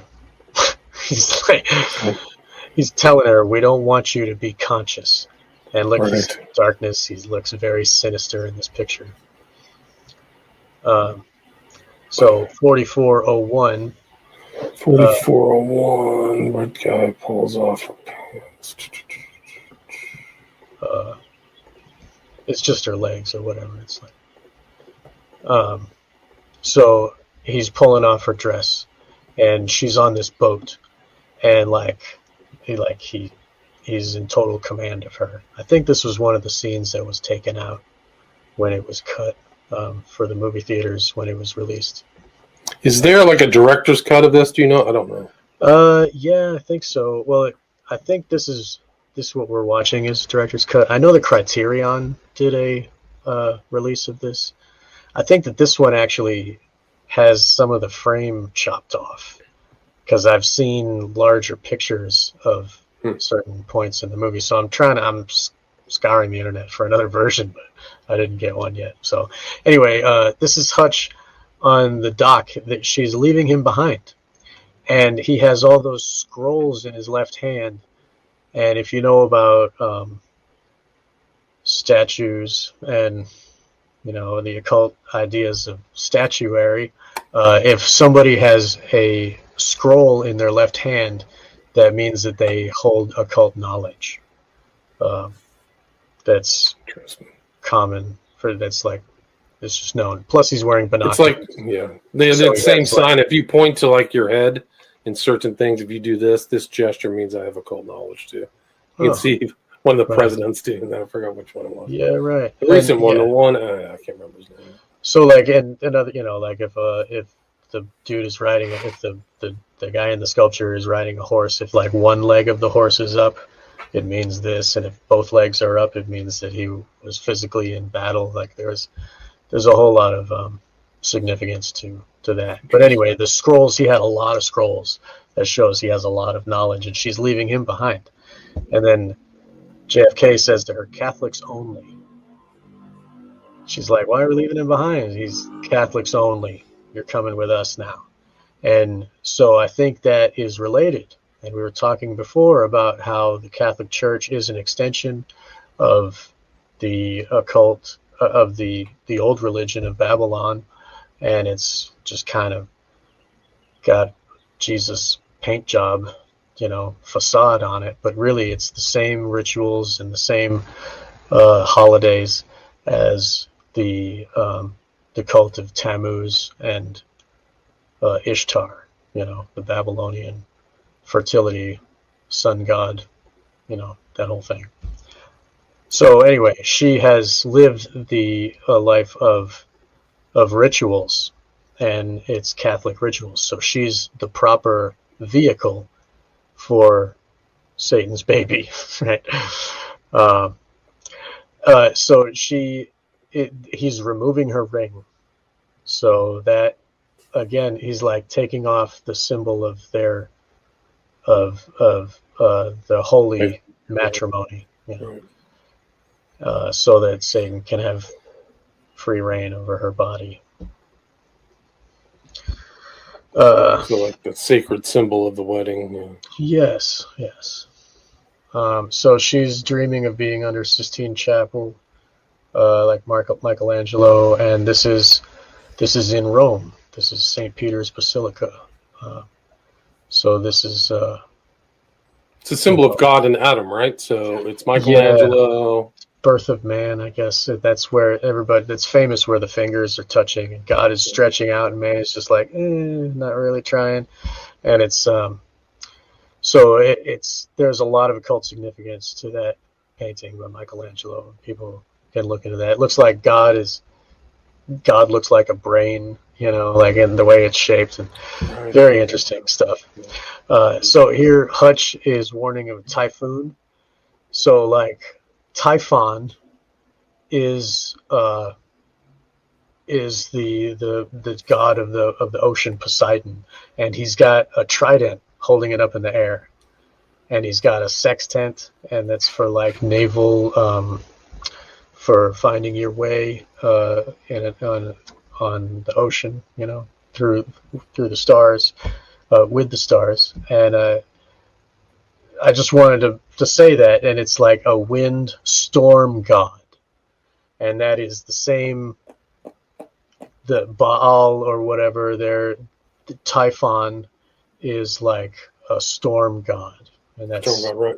Like, but he's also considered a storm god too. Yeah, I think Typhonian. There's a Typhonian stream and kind of the witchcraft, but right, also the OTO is Typhon.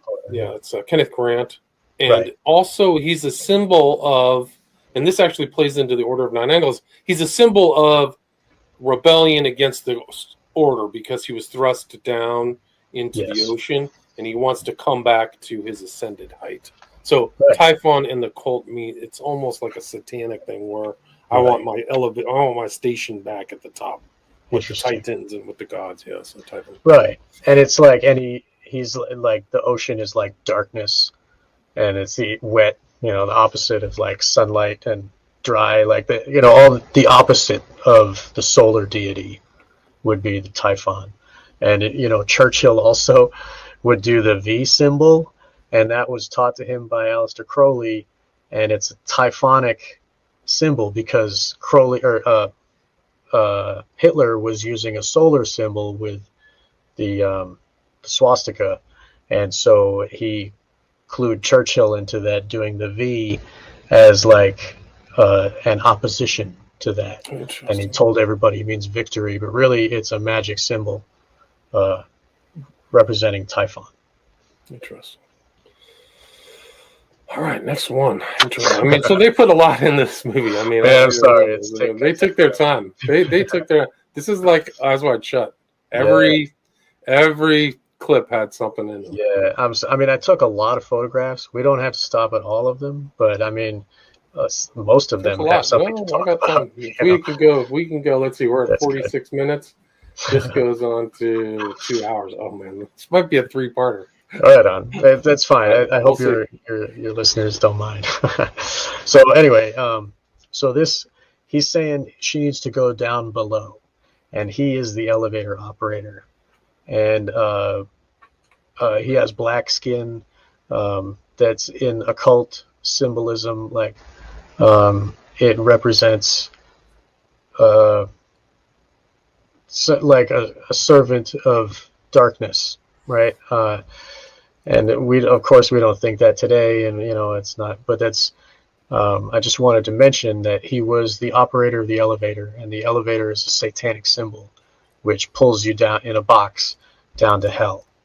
And if people look into the elevator, they could see there's a lot of satanic references to that. So this makes us remember the elevator, and he's driving her boat right now, right. So and he tells her down, right? Yes, he's guiding her down below. Yes, he's guiding her down below. And we're going to the next one. Yeah, this one is something else. It's super occult. Right. So we see that the checkered floor is black on black, and it's a bare mattress in front of a dark fireplace. And on the wall behind them are candles where there's 2 candles each. So that's like the duality on the wall. I can't really see what's on the chair. I don't know what that is. Maybe stuffed animals or something. But anyway, that looks like a very rapey situation that she's just walking right into it. It's black on black checkers is, we understand the checkerboard floor is Masonic. Right. Yeah, totally And Masonic. we see behind her the mattress has rose prints on it. Right. And she's blonde. They prefer blondes. In the I don't want to show the next one, this nudity, but they Is in there? the I thought I didn't. it's okay. In the Masonic Lodge, the black and white checkerboard represents we walk above good and evil. So we're Right. beyond the ordinary. We're beyond ordinary Right. morality. That's what it is. And the black represents the evil. And if you look, the checkerboard here is all black. It's black on black. They walk above evil and evil. Wow. And that's like where she lays down is upon the evil. So, and the rose, her name is Rose, the rose on the mattress. And I think the next one with the old people standing around, it is in darkness. I don't think we really see much of the old people. We don't have to. We can just imagine. Let's get the chant. Let's get the chanting here. Okay. Castavet's chanting, and he's going to start drawing, right? Oh yeah. So he is drawing on her body with a paintbrush. It's red, probably blood, and we can see Dr. Saperstein is right there next to him, watching as he paints. And he's in his occult robe. The Castavet is in his occult robe, and everybody's chanting in foreign language. Right. So then here's Minnie and Guy together, naked. Yep. And he says, "Oh my God, she's awake." And she says, "She doesn't see anything. As long as she ate the mouse, she's knocked out." And he's like worried that she's going to wake up and see it, because he wants to reduce her suffering as much as he can, but he has no power. He gave away the power to the Castavets. Right, so if she ate the mouse, right, she can't see nor hear. She's like dead, no seeing. Right, and now she's making him sing along with the ritual, so he's participating all the way. And now is this woman supposed to be Jackie Bouvier? Because she looks like JFK's wife. It might be. Weird. It might be, because maybe so. I always thought it was like an older version of the Tammy girl that jumped out the window in the beginning, but I think you're right. That might be Jackie Onassis or whatever. Jackie Onassis, yeah. Yeah. So then, let's see. Oh, yeah, here come the devil's hands. Oh, and she says, "You better have your legs tied down." Yeah. For the listeners that aren't watching, it looks like JFK's wife saying, "You better have your legs tied down." Yeah, she was like, she says, "It's only a mouse bite, right?" And then we see the hands of some reptilian thing. They're like scales. And it's like, and we see that there's like pictures and numbers painted on her. Right, so they've scrawled something on her. Yeah, and the thing has like big fingernails. Yeah. Did you ever hear the story that LaVey was in this movie or was somehow involved in it? I did hear that, but I don't think I believe it. I think that he was involved. He was involved in answering questions and making sure that it goes along with true Satanism. He was an advisor on the film, but I don't believe he was in the costume. I think that was like people hear that he was involved in the film, and then they imagine he must have been the guy in the costume, because there's no real evidence for that. I haven't found any. So she does wake up. She sees with her eyes open, this is no dream. This is really happening. And then she falls back into the dream. But she sees the eyes of this thing that's attacking her. Cat eyes or something, yeah. Yeah, the Pope. So the Pope he's traveling with his he's got suitcase. He's got the news in, so is that a newspaper or is it clothes? I don't know. It looks like cloth. But he's got his hat with the 3 crowns on it. and he's there visiting her. It's a very special occasion, you know. So the last scene was the Pope, or was the reptile eyes like mounting her, and then she sees the Pope.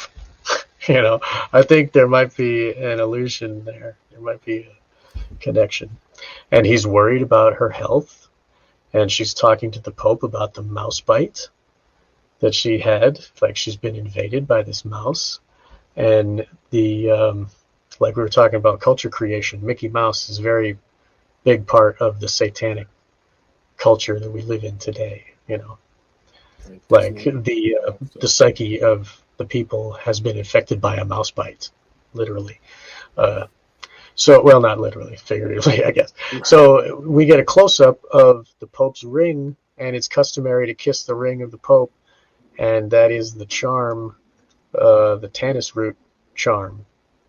So the Pope wears tannis root also. So that's tannis root is the devil's pepper. We talked about that in the earlier episode.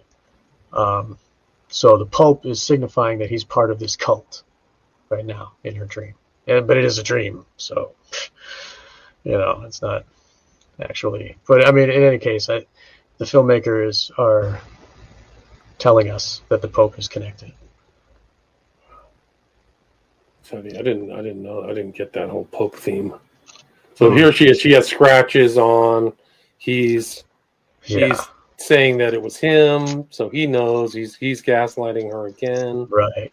And he's like all animated, and you know he's an actor. We can see he's nervous about it. That he has to lie to her now for 9 months, and then give away. And that's an interesting aspect. So that, like, he's like almost the perfect guy for the role. Yes. Because he's an actor, so he can portray whatever to his wife to get the birth of the Antichrist done, right? Of devil. Yes. And we saw that Roman Castevet was friends with many actors in the past, and like Majeska, and we talked about some of them, and they were Masonic, they were knighted, they did Shakespeare, and Shakespeare is almost like an affront to Catholicism. You know, it's like a shaking the spear to the ruling class of the church, you know. So she has she has scratches on her, physical evidence that it wasn't just a dream, and he's trying to say like it was him, and he said, "Oh, it's a necrophile sort of way, right?" Yeah, he's like, "Oh, I didn't want to miss baby night. It was kind of fun in a necrophile sort of way." I mean, what kind of joke is that? Like, who? Right. That's really messed up. And she's like discovering that he, you know, took advantage of her while she was unconscious, and like, it's not very romantic, and like not the way to make a baby. You know, it's really sick. So this guy, I mean, he's just a real. It would be the way to make a baby if it was Satan, though, right? Yeah, of course. Yeah, because it'd be the opposite of love. It'd be fear and domination. You know, all that. And there's the Tesseract again, just like an Eyes Wide Shut. Right. So for those in the know, they would just see this and go, "Yep, there she is. She's now captured." Yes, exactly. We see her head is framed within the frame, like she is framed within a frame. We call that in photography. And then even further frame of the light around her head. So her head is trapped within this light box, right? And that is this door on the left side of the screen is dominating the scene, and we see that it's the cube within the cube. That's the tesseract on the door, that symbol. So she's trapped now. She's trapped within the box because she's inseminated now. She doesn't know it yet. You know? Right. She doesn't know it, but the filmmaker's telling you, right? Trapped. Mm-hmm. And now she learns that she's pregnant from Dr. Hill, and she's so happy. Right. She doesn't know what's going to happen. Yeah. She doesn't know what's on its way. Yeah. And he tells her it's June, 28th is the June date. 28th was the date. Here, let me look on the calendar and see.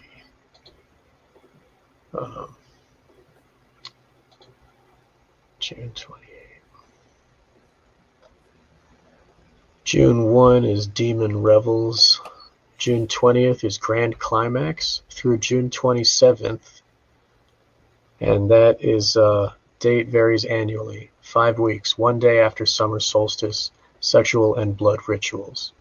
Abduction, ceremonial preparation, and holding of a sacrificial victim for Lammas Day.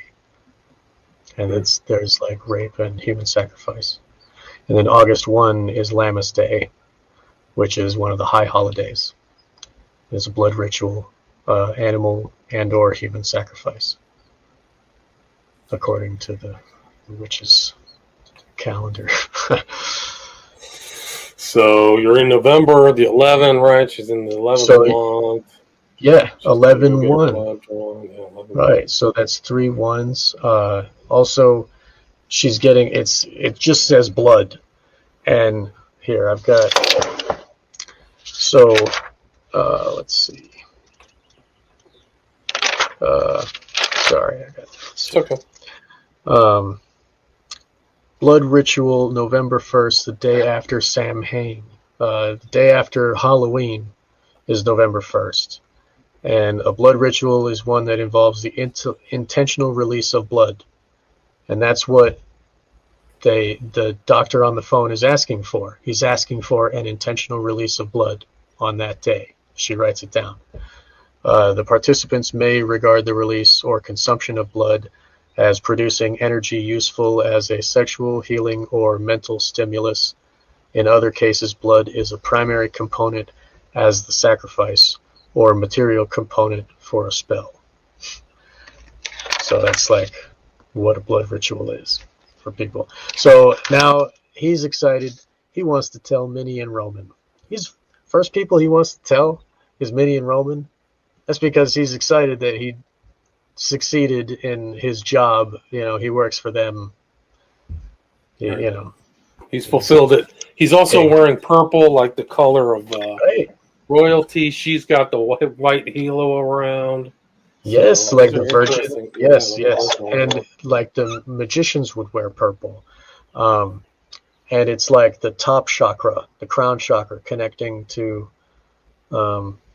you know, the astral world where your soul connects to your body.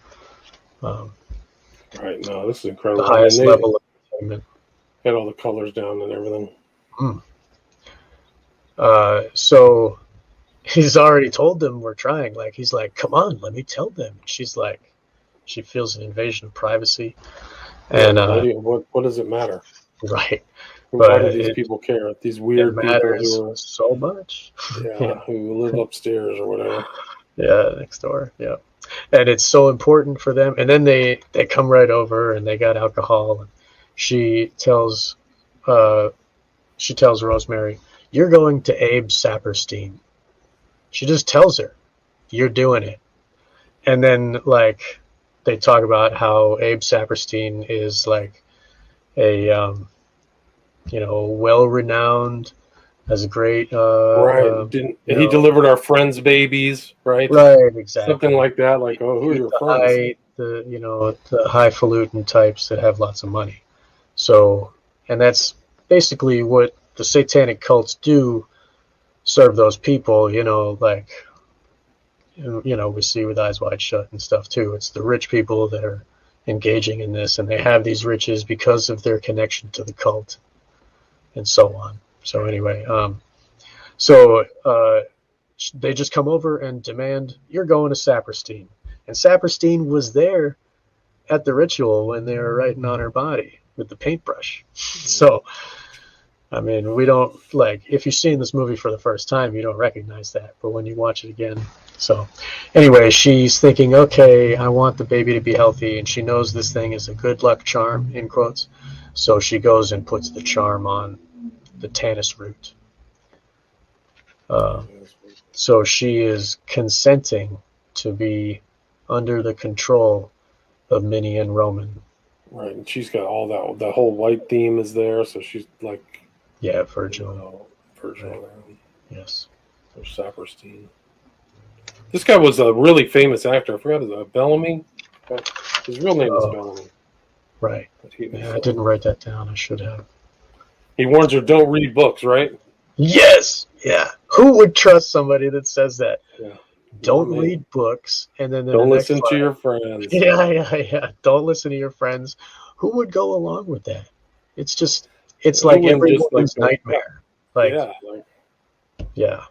who So would now she has to now she's under the control of this guy, who's like some dominant male, physician. right? So she's just constantly in that passive role or whatever, the Yes. Yeah. subservient role, the Right. whole movie Right. The vessel. until the end. Yeah, the vessel Right. role, the chalice role. Yes. Yes. So she's taking this milk concoction, milk drink, and I don't know if you guys have, and I don't know if you ever heard of bong. It's like the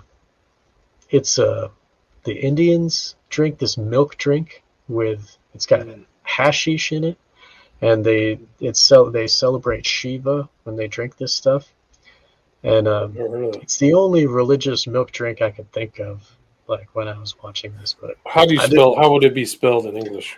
I think it's BANG, bong. Anyway, they have a Shiva festival, and everybody drinks it. The kids drink it, adults drink it. It's a mixture of milk with different herbs and hashish. It says BHA, at least in Wikipedia. Oh, there you go. Good. I don't know how reliable that makes more sense. Right, you can call Wikipedia these days. Well, it's a good place to start sometimes. Yeah, bong. Yeah, it's a milk drink, and they have it when they early celebrate. 1000 BC in ancient India, distributed during the spring festival of Maha Shivaratri, or Holly, yeah, and that's a fertility festival, and Shiva is another version of the like Inanna, Ishtar, that's related to that. Like Shiva's the male version, and Shanti is the female, and I think it relates to that. But I don't know if they're doing that in this book or in this movie. But I guess I could have looked further in witchcraft. It's probably. But anyway, you could probably, if you read through witchcraft, you can probably see a lot more in this film that you may not know. Because I think somebody who is into witchcraft, they can see a lot more. Certain stuff. Yeah. I tried my best to look into that realm of knowledge, and I mean, in any case, it is a witch's brew that she is accepting every day to take. So now she mentions her hair. It's Vidal Sassoon, which is like the famous hairstylist dude, and Roman Polanski's wife had a hairstylist there when the wife was murdered. That guy was a famous movie star hairstylist. Oh, he worked there. It was a Jay Sebring? Jay Sebring, right. Did he work for Vidal Sassoon? I don't know if he did, but Vidal Sassoon popularized the bob cut, I think, and then like even shorter. It's like gender bending type stuff. Like women are known to have, it's normal for women to have long hair in that society. And the pixie cut, I think they called it, or something like that. Yeah, right. And like the men were getting longer hair, and in this movie, the woman is being shown to have short hair. And I think it's a subtle it's showing us the opposite of, it's like the Widdershins version of a haircut. It's against the natural feminine order of things, right? Yes, it's working against that. And her being blonde is important for the cult, And look at the lighting; she looks like a skeleton, like this. She looks terrible. Yeah. And she's eating raw meat. Yeah, that's later on. Yeah. Not raw yet, but she's eating. Yeah, no, she barely cooks raw meat. She eats like turkey liver. Oh yeah, right here it's 6 seconds on the pan, like 3 seconds each side. It's so rare, it's disgusting. And she like takes a bite of the stuff, like it's great. So her tastes are changing. It's not normal cravings of a mother. Pregnant women will have weird cravings, but this is like raw meat, and it shows the bestial nature of her urges and cravings. Now she has this evil growing inside of her, and meat symbolizes the domination of another species, where you kill and eat something is like you totally owning that, and like, anyway. So this is Hutch visiting her, and he says, "What's wrong with you?" He's instantly notices that she's emaciated and skeletal almost, and her hair is all short. And so guys always saying, "Oh, it's just the haircut that makes you look bad." He's saying, she says she looks awful, but guy's like, "Nah, whatever, you're fine." And Saperstein says, "Oh, you're going to gain weight later. This is normal. Don't worry about it." Yeah. And Hutch understands natural processes of pregnancy, and he says to her, pregnant women gain weight. They don't lose it. And she's like, "Oh yeah, that's fine." She's like, "No." She's not paying attention to the reality, and she's walking blindly into this, control of their, evil cult. So Hutch comes over, and then it's Castavets pops in, right, with the black checkered clothes, right? Yeah. Oh, it's Houndstooth, I think. Houndstooth. But he just shows up. He hears the guy, and he's like, "Oh, what's going on?" Snooping, making check sure. Check this out. Yeah. And so she invites him in, and then we see that he has a pierced ear. And pierced ear is a blood ritual that is used in Wiccan magic. So it shows that he wears jewelry, which is weird for a man to do, and so he's hiding something. She notices that, and and he continues on. And she says, I'll bet expectant mothers chew bits of tannis root. She says that because she thinks that tannis root is healthy, and that's why she's drinking it. And Hutch is like, "Huh? Tannis root?" And Hutch takes that little piece of information, and he goes and looks it up himself. Right, so he figures stuff out. Mm-hmm. So here is... Yeah. It looks like mold. Yeah. Right. Yeah. And he uses his critical thinking mind, and he's like, "That doesn't look like root. That looks like mold." And he smells it, and it smells bad. And he's like inspecting it, and then she says that they're, after he goes away, she says they're too friendly. She says to Hutch, "They are too friendly. They are invading my space." She's very uncomfortable with how friendly they are, And then we find that yep, sometimes I think they're too friendly.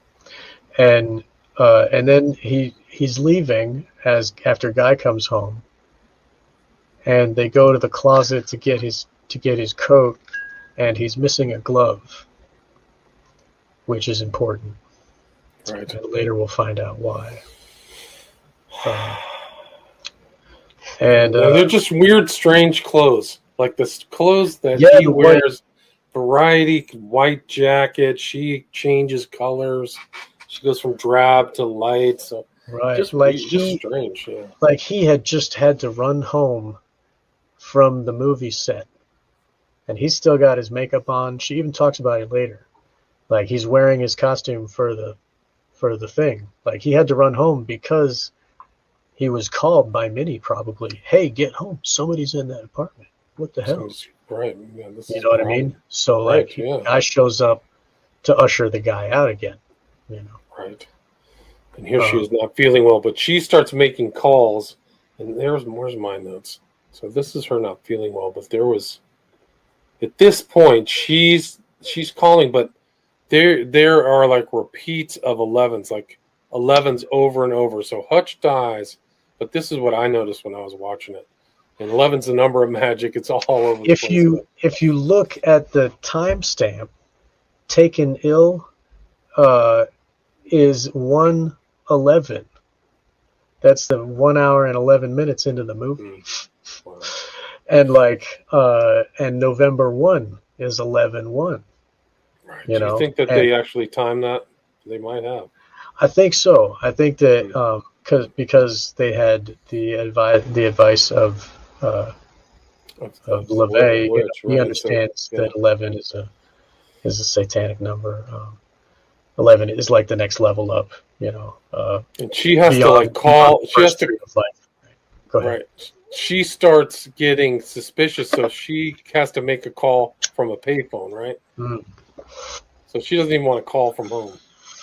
Yes. And she went to go meet him that morning, and he didn't show up. That's right.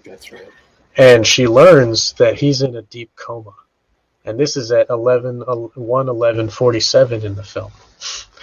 So this is 1 hour and 11 minutes. So that one is like really being hammered in right now, the 11 thing. So he's in a deep coma, and then we learn later that that coma is one of the things that they can do.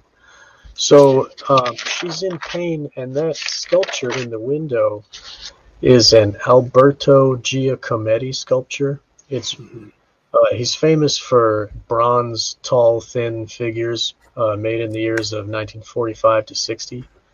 And the emaciated figurines are often interpreted as a existential fear, insignificance, and loneliness of mankind.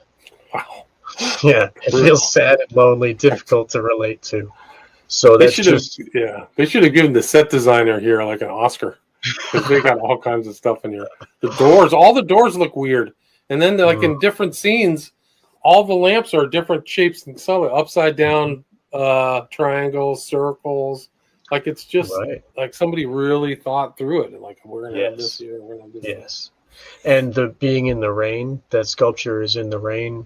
That's emotive, crying and sorrow.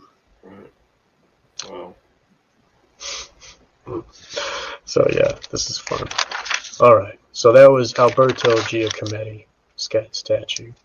And so now she's explaining her pain to Saperstein, and he's nonchalant, oh, whatever, it's fine, And this is at a New Year's party. It's New Year 1966. Right. Yes, exactly. And then, so she's like, hey, I'm in pain. And he's like, yeah, whatever. Okay, fine. It'll go away. Just forget it. It'll go away in a couple days. They keep telling her that. So now he and I think it's at this party. Sorry, I think it's at this party where the guy comes up and fully makes the sign of silence. So you'll see this gesture in occult statuary and stuff like that. But him, he goes up and does that to Saperstein. Yeah, that's Harpocrates. The sign of Harpocrates. Exactly. Yeah, and you'll find that in Crowley's Thoth deck and stuff. Harpocrates, to know, to will, to dare, and to be silent.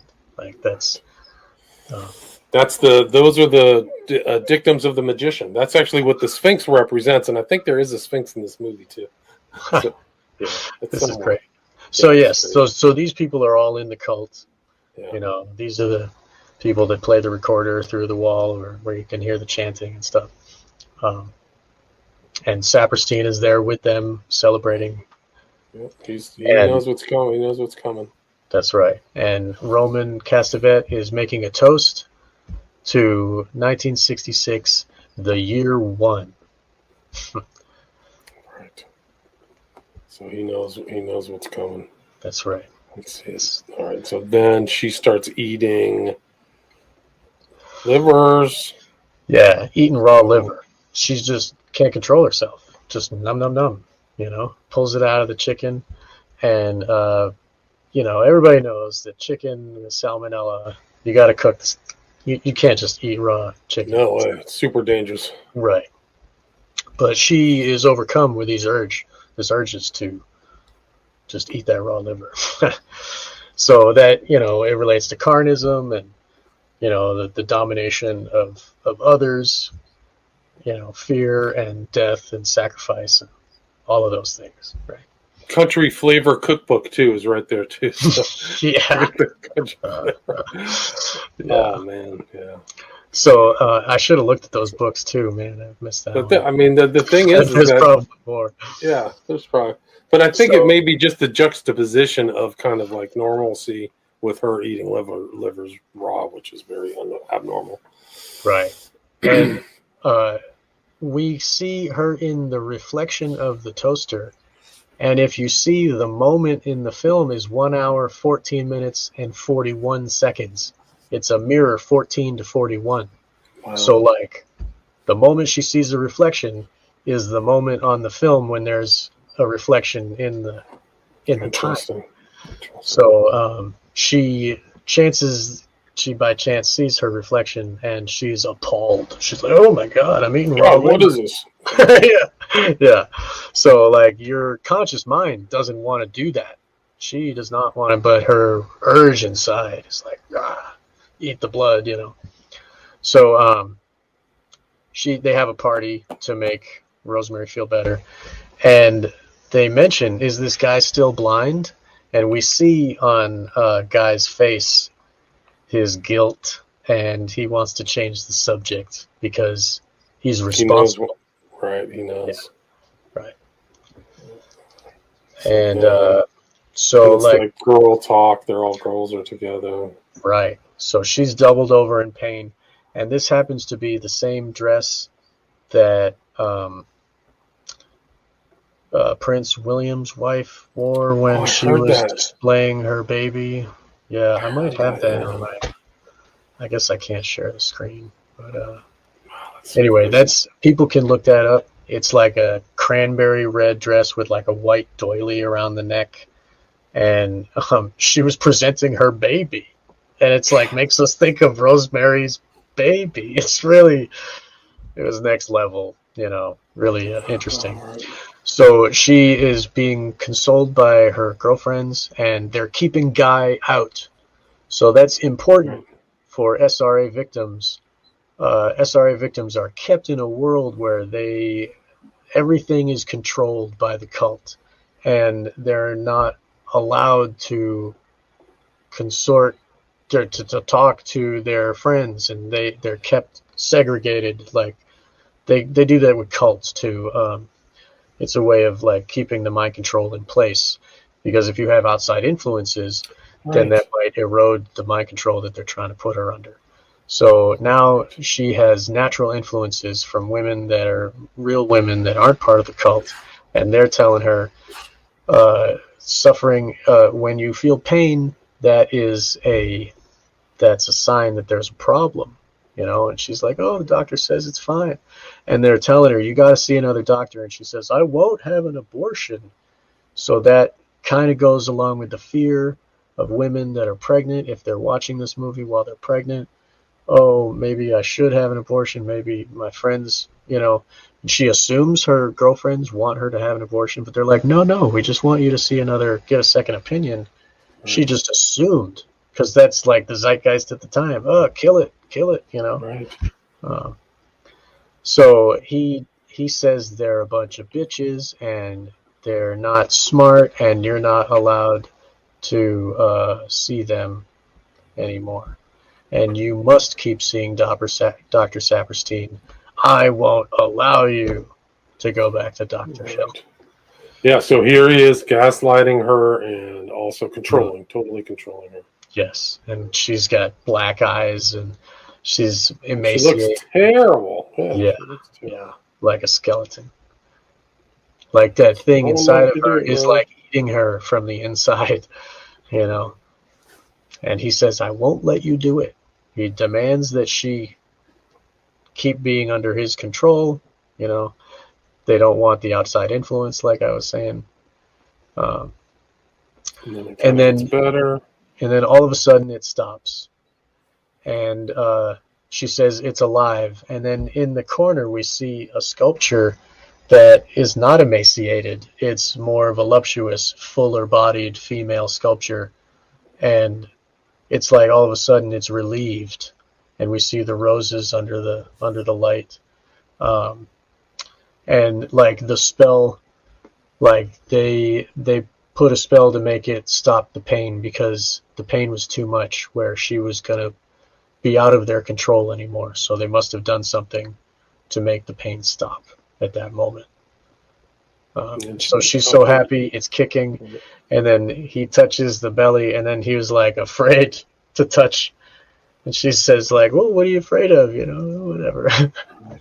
But he knows it's Satan's baby. Yeah. Right. He knows. So we can keep skipping. So then we go to Hutch is dead. Yep. Hutch is dead. And then she finds out he sent her a book when she's at his funeral, right? So make sure you get the book. Right. Let's get that going. And the woman at the funeral says she must give her the book. That was his request. And then in the next slide, she says the name is an anagram. And when she gets home, Minnie reads the book. She reads the address. Okay, yeah. So she says the name is an anagram. Like, what? The name of the book? She doesn't understand, really. But she'll get it later. And there's just, look at these strange clothes. The clothes change in ways that are very unusual. Maybe they were just had different styles back then, but yeah, the 60s, they wore funny kind of crazy stuff. So this is Minnie Castevet is like inspecting who it's from, what address it's from. She's like weighing it, like, oh yeah, that's a book, right? Oh, the Gilmores used to live there. I know she knows the house, like, whoa, very Snoopy, So, so that puts the woman who gave her the book in danger, just because Minnie saw this. So anyway, the name of the book is All of Them Witches, and that's not a real book; it's a fictional book created for the film. And when you open the book, we'll see Thomas Colley. And I don't know if that's a picture of Thomas Colley, but Thomas Colley is a real person. And I've got it here. Let's see. Sorry. Thomas Colley was a real person who was put to death for killing an accused witch. Wow.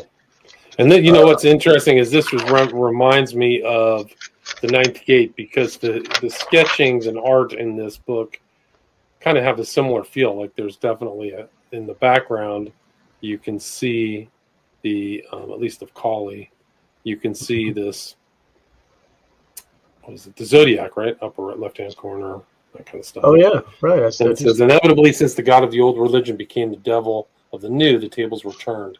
Pan's public image changed from white to black, for the very qualities and somethings which had endeared her to the ancient world made her something by the colder one of Christianity. So they're openly against Christianity in this. Immorality. Right. So like the mind of the witches, from the mouth goddess into the maid of the witches. Wow. Right. And those are capitalized, so that's a specific thing, the maid of the witches. Thomas Colley was one of the leaders of a mob in 1751 who seized an elderly couple, like the Castevets are an elderly couple, wow. John and Ruth Osborne, from a local workhouse, accusing them of witchcraft. The mob subjected the pair to dunking at a nearby pond at Willstone. Ruth was beaten and dragged through the water repeatedly until Colley drowned her by turning her face down with a stick. John, the husband, survived and testified at Colley's trial. Colley was convicted of murder and hanged in chains at Gooblecott Cross. And the next page, we're skipping ahead. Okay, Devil's Pepper.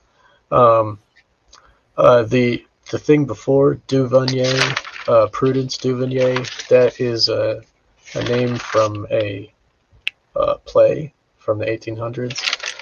Camille. They're all references to actual real events, right? Even though the book is fake. The Camille, Yeah, so Prudence Duvernoy was the dressmaker for Marguerite from a play La Dame aux Camélias. I guess it's a book, The Lady of the Camellias, and it was a movie in the 50s with Greta Garbo or something. I don't know, maybe earlier in the 50s, I forget. But it was played by Majeska, who was the main So character. that was Marguerite mentioned, right? is like Majeska was part of the earlier in the film. Prudence Duvernoy was her dressmaker or whatever. I don't know. Maybe it has more significance, but we're moving along. We're kind of cranking. Well, we got about a half an hour, so we gotta. Okay. Let's try We'll to get through some stuff. This is the one about Adrian Mercado, so this is very important. Yes. Adrian Mercado is, that is the father of Stephen Mercado, and we're learning this here.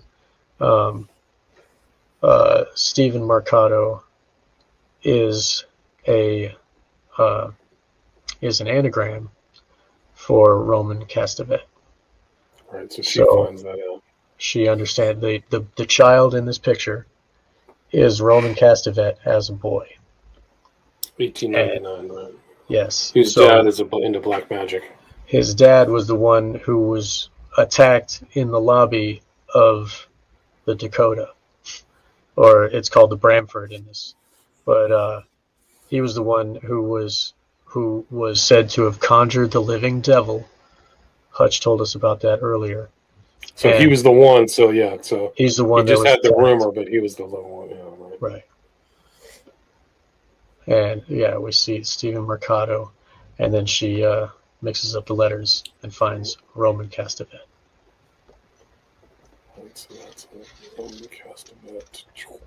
Right. Where are we at? 1:30. So she's unraveling it all. Yeah.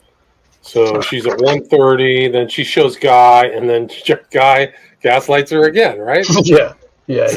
No, Guy is like, he just won't listen to her. honey, you're just full blown. She's showing him reference. This is look at what the truth is. Look at her face. She is determined, and he's like, whatever. This is hogwash. This is mumbo jumbo. Yeah, and she's learning about it, so she's got all the terms down. The SBAT isn't a correct term for some of these things, like that's real. Yes, yep. And she's explaining to him, and she's like, read what they do. They use blood in the rituals. She says, baby's blood is the most important blood they use. These are true things that we're learning from watching this movie if we've never heard of magic before. These are real. That's what the real ones who do real witches do that. Yes. And he's like, give me that book. And he takes it out of her hand. And then he puts it on the shelf. This is like an incredible moment. I noticed this. This is one of the things I noticed in my first read through. But I'm glad you did. It's really this is important to look at the books. So if you see the first one, if you see Yes I Can, the story of Sammy Davis Jr. Okay, so he's hiding the book directly on top of Sexual Behavior in the Human Male and the Human Female by Kinsey, which was, we talked about it in the last show, disgusting person who had disgusting habits, and he worked for Rockefeller to push a ultimately satanic ideal. Ultimately. Yeah. Through fake science, yeah. Yes. His conclusions were basically with the satanic idea. Yes. And, that's what led to the 60s free love and, that whole thing that they were living through at that moment in 67 or 68 when they were making this film. So he hides it on top of that. So Sammy Davis Jr. So this is the other kind of. Sorry, you go ahead. You're good. You're good. So the Sammy Davis Jr. is. Would you like to tell people what Sammy Davis Jr. is? Right, he was a member of the Church of Satan. There's pictures of him with Michael Aquino. Yeah. He was in My Pet Devil. He was on some promotion of Satan. Yeah, which he supposedly renounced, but he was in there with Christopher Lee, of all people. Oh right, yeah. And Christopher Lee told people don't mess around with black magic. Yeah. He told people straight up, it's not what you want to do. And there was, you know, that Seinfeld show, comedians getting coffee in cars Yes. or whatever. Mm-hmm. He had, what's his name? The guy from Saturday Night Live, the black comedian. He was famous. The one who did Eddie Murphy. Eddie Murphy, right? Thank you. Eddie Murphy was there telling Jerry Seinfeld about the time that he met Sammy Davis Jr. And Sammy Davis Jr. told him, like, was very serious and said, "The devil is just as powerful as God." And he was like telling Jerry, "Wow, that was spooky, huh?" Haha. Like as they drove around, you know. So like he very much believed in the devil, and he was trying to win the others to the religion by saying it's just as powerful as the light, you know, the darkness. And so yes, and yes, I can. We know that Sammy Davis, or the "Yes We Can" of Obama is "Thank You Satan" in reverse. And if everybody wants to look that up, they can say it into their own microphone and reverse it. If you say "Thank You Satan," it sounds like "Yes We Can" in reverse. Like it's uncanny. And so he's thanking, yes I can, he's thanking Satan for this abundant life that he's had, you know. And then next to this Satanist is Kinsey, who's also Satanist. And further down, Crowley was interested in Crowley's notebook, traveled to Crowley's magical whatever campus at Abbey of Thelema. I mean, his satanic, at least that's just one part. And he was friends with Kenneth Anger, who's still alive. Like, so you had Kinsey was neck deep, man. He was. Yeah. I got to do a show about Kinsey. Yeah. Really, I mean, we should. I mean, because that guy's I mean, I got to know too much about Kinsey. Yeah. That'd be great if maybe you could be on my show and we could talk about it. Yeah, love to. Anytime. That'd be awesome. Awesome.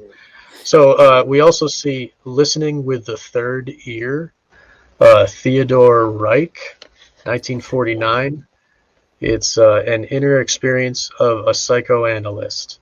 He was trained by Freud, and the third ear is a skill of psychoanalysts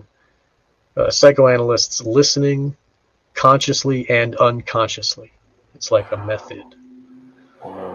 Yeah. And we also have Western Intellectual Traditions. The red one, I think. It's Western Intellectual Traditions. And so there's more. Western Intellectual Traditions, Jay Bronkowski. That's the one, the white spine. We can't see the black Eastern spine. Approach. Eastern Approach is the red one. Yes, so Eastern Approach. East and West, exactly. Yeah, and it's like bringing in the opposite of the Western, the opposite of the Jesus stuff, you know. I mean, it's so anyway. So like you can tell what he's reading, right? So he's not reading. These aren't books on Catholicism. Well, that's what she's reading. She was reading Yes I Can on the couch with the Tesseract pillow. She had like a pillow with squares inside squares. And she was interrupted by Minnie, and when she was given that charm, she was reading that book. So like her mind is already infected by the satanic culture. So she's a Roman Catholic. So she's the perfect vessel for them. So they're going to Kennedy Airport, Pan Am. Pan is, you know, Pan, God Pan. And let's see. So T Guy takes it and puts the book in the garbage, right? Yeah. So she's looking for it. Like, I don't know about this stuff. Yeah. What a bastard. Yeah, he so she's looking for the book, and he threw it in the garbage, and she's holding the Kinsey ones, as he says, put it in the garbage. Put it in the garbage. It'd be great if she would put those in the garbage. Yeah. Anyway. Interesting. I mean, it's really there. She's holding on to the Kinsey books. Right. Like somebody did that intentionally. Yes. And that's like her right hand is on them. Like that's the will of the person. Like, and there's obvious like, trouble in her eyes, right. It's upsetting her. That book is upsetting her because she's the feminine. She is the, like we said earlier, the psyche of the people, and those books, are upsetting her, Like her face, she's touching those books. But he says, "Oh, I didn't want that other book to upset you, so I threw it away." So he's occulting information. Right. He's occulting. Very well said. Yeah. Very true. And she, this is a real scene. She was wearing the baby thing. Like Roman Polanski was holding a handheld camera, and he told her to walk out in traffic. And he said, "Don't worry, no one's going to hit a pregnant woman." And he filmed it himself, put her into danger. So this is like horns really honking. This is real traffic. Wow. Amazing. So she chucks the charm away, right? Yep, she throws away. She no longer wants to be under the control of the Cassavetes. She is changing her will to be free. Right. Yeah. So this is Witchcraft by Stella Loudon. I doubt that real name really exists. I don't think it's a real. Yeah. That charm right there in the middle really exists because that comes from Elvis Levy. Yes. That's a known Elvis. Right. So this book has real information, and so she goes and she's thirsting for real information. She gets her own new books about witchcraft, and she's opening these books. And at 3718, we can see the coven has the force of the whole coven could blind, deafen, paralyze, and ultimately kill the chosen victim. The united mental force is sometimes called a coven. When they unite their mental force, it's also called a mastermind. When they work all together and they do the ritual and they all imagine the right thing in unison with each other, and it it converges the will of everybody together to be more powerful. Right. So it also says that if they obtain a personal possession of the victim is sometimes necessary to do these type of rituals. And she's like, huh? Because she remembers that one of the gloves was stolen from Hutch. So she's piecing this together in her mind. And she's calling to ask if the guy's tie was stolen, the gentleman who was blinded. And she learns that Donald Bumgarner, they traded ties. So she's like, oh. So she is confirming that guy is working with them. So she's out of there. She's like, packed her bag. Done. Oh, good for her. Dunzo. So she's going. Takes the elevator, right? She takes the elevator, which is, like we said, a satanic symbol. And the red light turns on above her. And we can skip past all that. And then, so she, oh yeah, there's the red light. And but this is important, though. She gets to Saperstein's office, and then you have another very potent, phrase or statement. Not "yes, I can," but "is God dead?" Yes, is God dead? So this is a real magazine, Time Magazine, April 8th, 1966. Is God dead? It's the first time the magazine had ever used just type on its cover without an associated photograph. The story contained within, which concluded that religion was dead, included the opinions of Christian theologians, including Gabriel Vahanian, whose book, The Death of God, helped spark the radical movement. So there was a movement. Death of God theology refers to a range of ideas by various theologians and philosophers that try to account for the rise of secularity and abandonment of traditional beliefs in God. They posit that God has ceased to exist. Friedrich Nietzsche used the phrase "God is dead" to reflect increasing unbelief in God. The concept rose to prominence in the late 1950s and 60s before waning again. So that's right at the time that this film was being created. The Death of God movement is sometimes technically referred to as theothanatology, derived from the Greek theos, God, and thanatos, death. And the book was The Death of God, 1961, by Gabriel Vahanian, Vahanian, A part of the discussion of the death of God theology during the period. The book describes that many people in this era, the new aeon, regarded the Christian God to be irrelevant to their situation. He describes that Christianity and particularly theism was not resonating with people. The book describes the process of secularization, namely how society has steadily removed God from its institutions. Vahanian contends that the apparent religiosity of the 1950s obscures many from recognizing this process. But the 60s and the satanic zeitgeist was trying to tear away the veil of the 1950s religiosity so that people could start to see that we have become less focused on God in our institutions of culture. And this is a famous issue, and it was it was on the shelf during the time that this movie was in the theaters. So it's all just part of the integrated zeitgeist. Yes. Yeah. So then she goes to Hill, right? So she's gearing up to go to another doctor, like her friends told her, right? Yeah, she learns that Saperstein smells of tannis root by the lady at the desk. And she's like, what? So she thinks, oh no, Saperstein's one of them.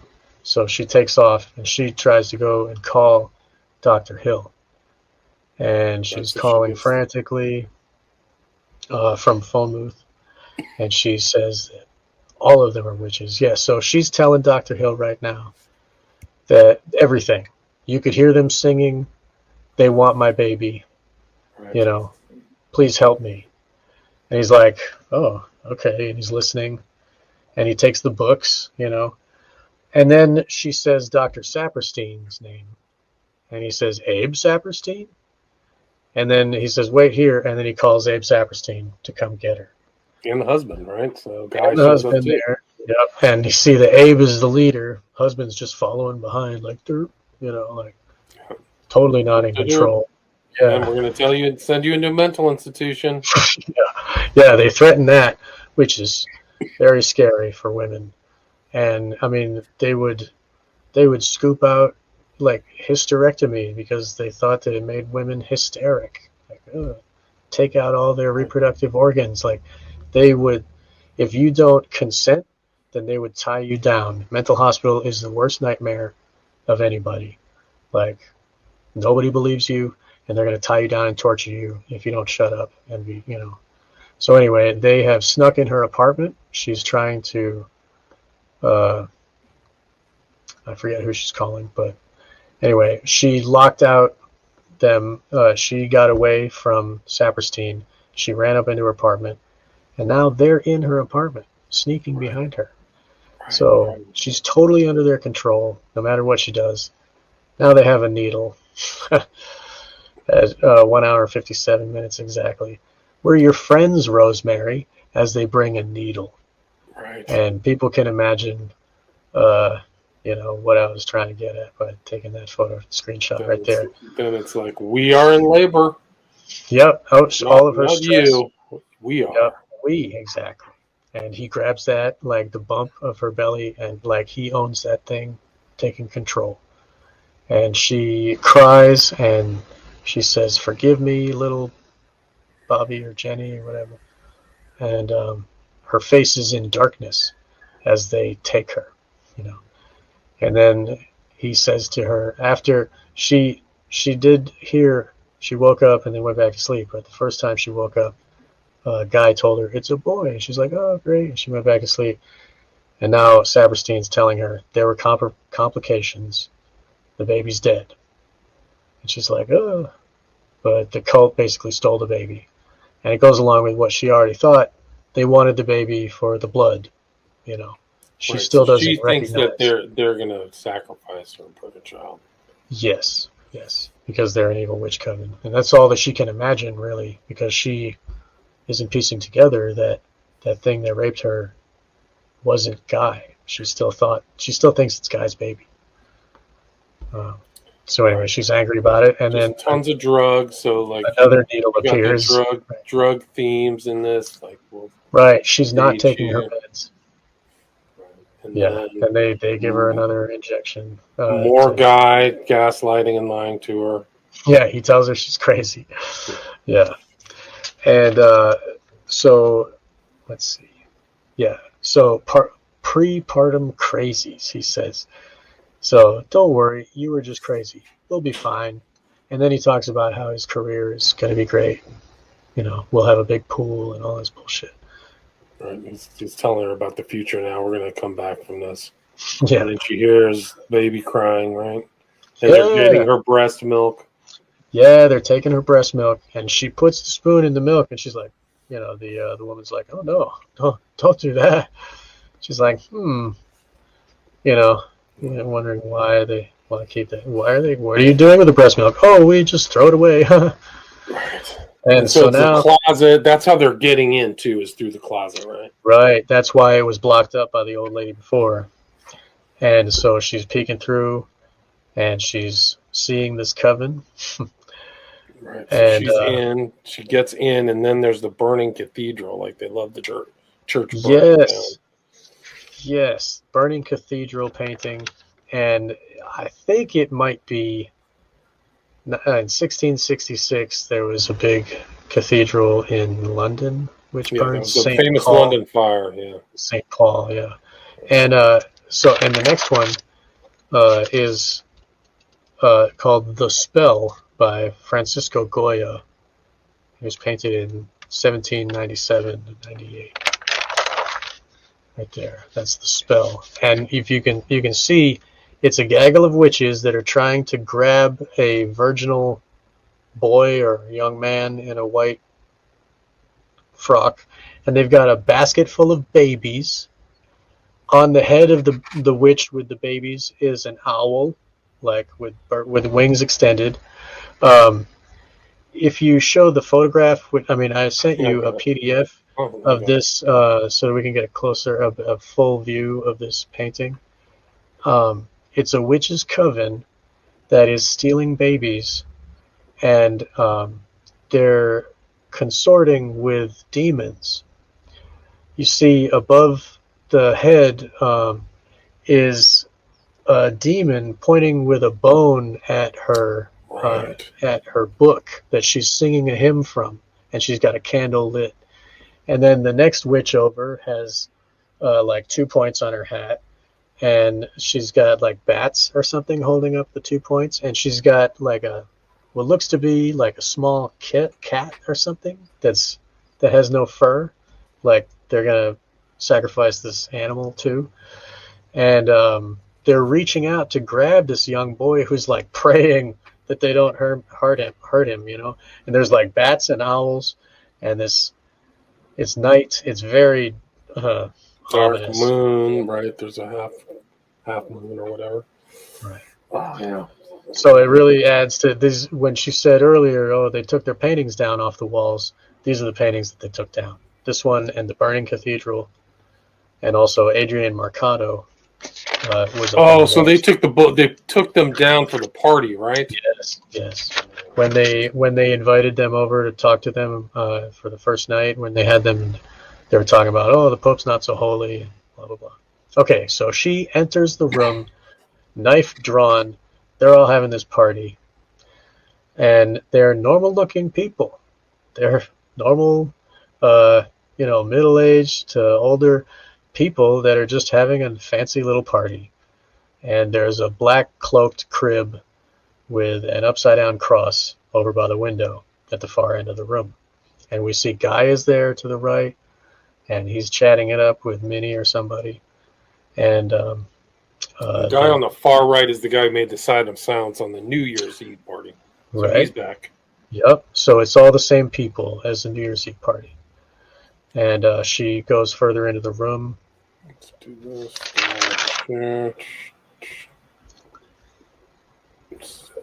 So they had a. So behind them is Adrian Marcato painting. We see Guy's face. He's like, ugh, okay, I gotta go take care of this. Like she's got a knife. Like I gotta control her, right? And let's see. There's gifts and presents, so there's a celebratory thing going on. Right, it's like a shower, like for the baby. And so, we see Adrian Marcato painting above the fireplace, and then she's reaching into the crib. She wants to see.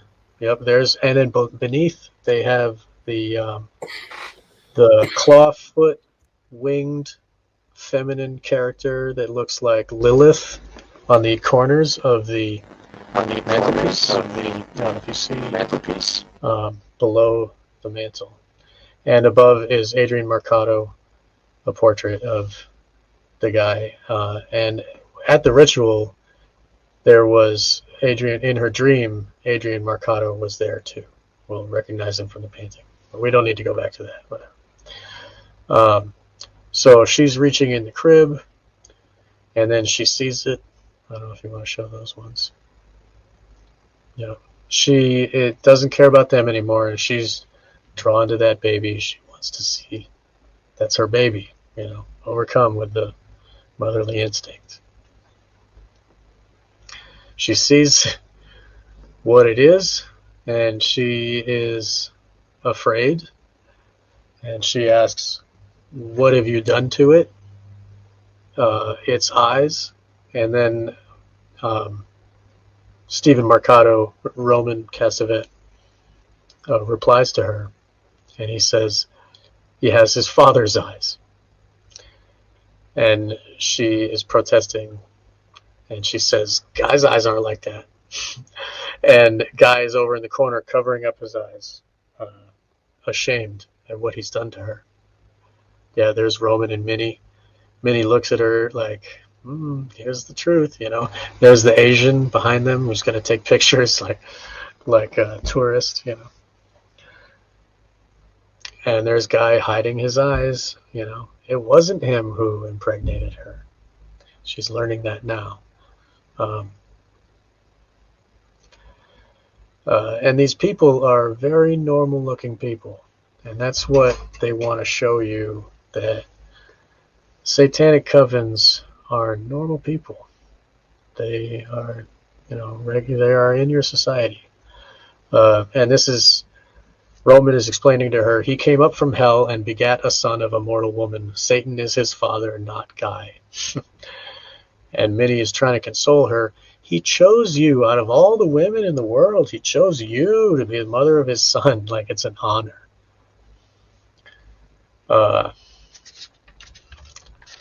And then everybody says, "Hail Satan." It's just like a nightmare. She's like, Did you get the feeling that this group? Sorry, I was on mute. No, do you get the feeling that this group has kind of a diverse element? Because you have one kind of, because like an Asian guy, an Aryan-looking guy, and she said, almost like a global element to it. Exactly. And she said they have the covens in Australia, in Europe, and here, And of course, New York would be the place, It's a worldly city. And that's it. It can't be, she says. God is dead. So you're going back to, is God dead, right? So you have him maintaining that theme from the Time magazine article to this statement at the end. Right. Which is the zeitgeist that happened to clear away the 50s and to cut away the old era. The new aeon of the satanic is year 1, 1966. Right, the year is one. And he's like exclaiming, the year is one. And that's like their new calendar is not built on Jesus. New calendar is built on the mortal son of Satan. Not the mortal, but the incarnated human son of Satan. The opposite of Jesus. So it's the opposite, the Antichrist, right? So it's the opposite of Christ. It's not our time based upon Jesus. It's something else. Right. And the Satanic Church they set their year one at 1966 also. Right. So when they date their stuff, it's like they call it the year of the light or something. I forget. But anyway, 1966 is when the official Church of Satan sets their calendar at, and he's wooing her to be the mother of her baby, to use her natural maternal instincts against her, to enslave her, and that is what the victims of SRA are held captive in the cult for longer if they're impregnated, and because then they want to stay alive to save their kid instead of just killing themselves and just being free. They stay to save the kid, and then they follow orders to keep the kid safe. She spits in his face, rightly. It's because the truth is revealed, and he's like, "Oh, we're gonna be fine. We'll have plenty of other kids. You weren't hurt. So, they said they weren't gonna hurt you, so don't be mad." We get so much in return. I think is the other one. Yeah. Oh, yeah. We're gonna have a pool in Hollywood. Yeah, and so they're trying to, the older woman is mad that she is taking over the motherly role. She's like, "Get out of here," And then she says, "You're trying to get me to be his mother." And he's like, "Aren't you his mother?" And she goes, and she continues to rock him. She rocks him properly, and the baby stops crying. And the motherly instinct overcomes the horror of the evil, and they all watch happily as the mother of Satan chooses willingly to raise that baby. So they finally get her will aligned with theirs, and now she is willing to be the mother of Satan. Yeah. And that's like mother of the child of Satan, right now. Right. And that's kind of like, every mother will love their baby. Even if they want to abort the baby, they're still going to love it. Even if it's like, deformed or whatever. There's a maternal instinct, and they're using it against her.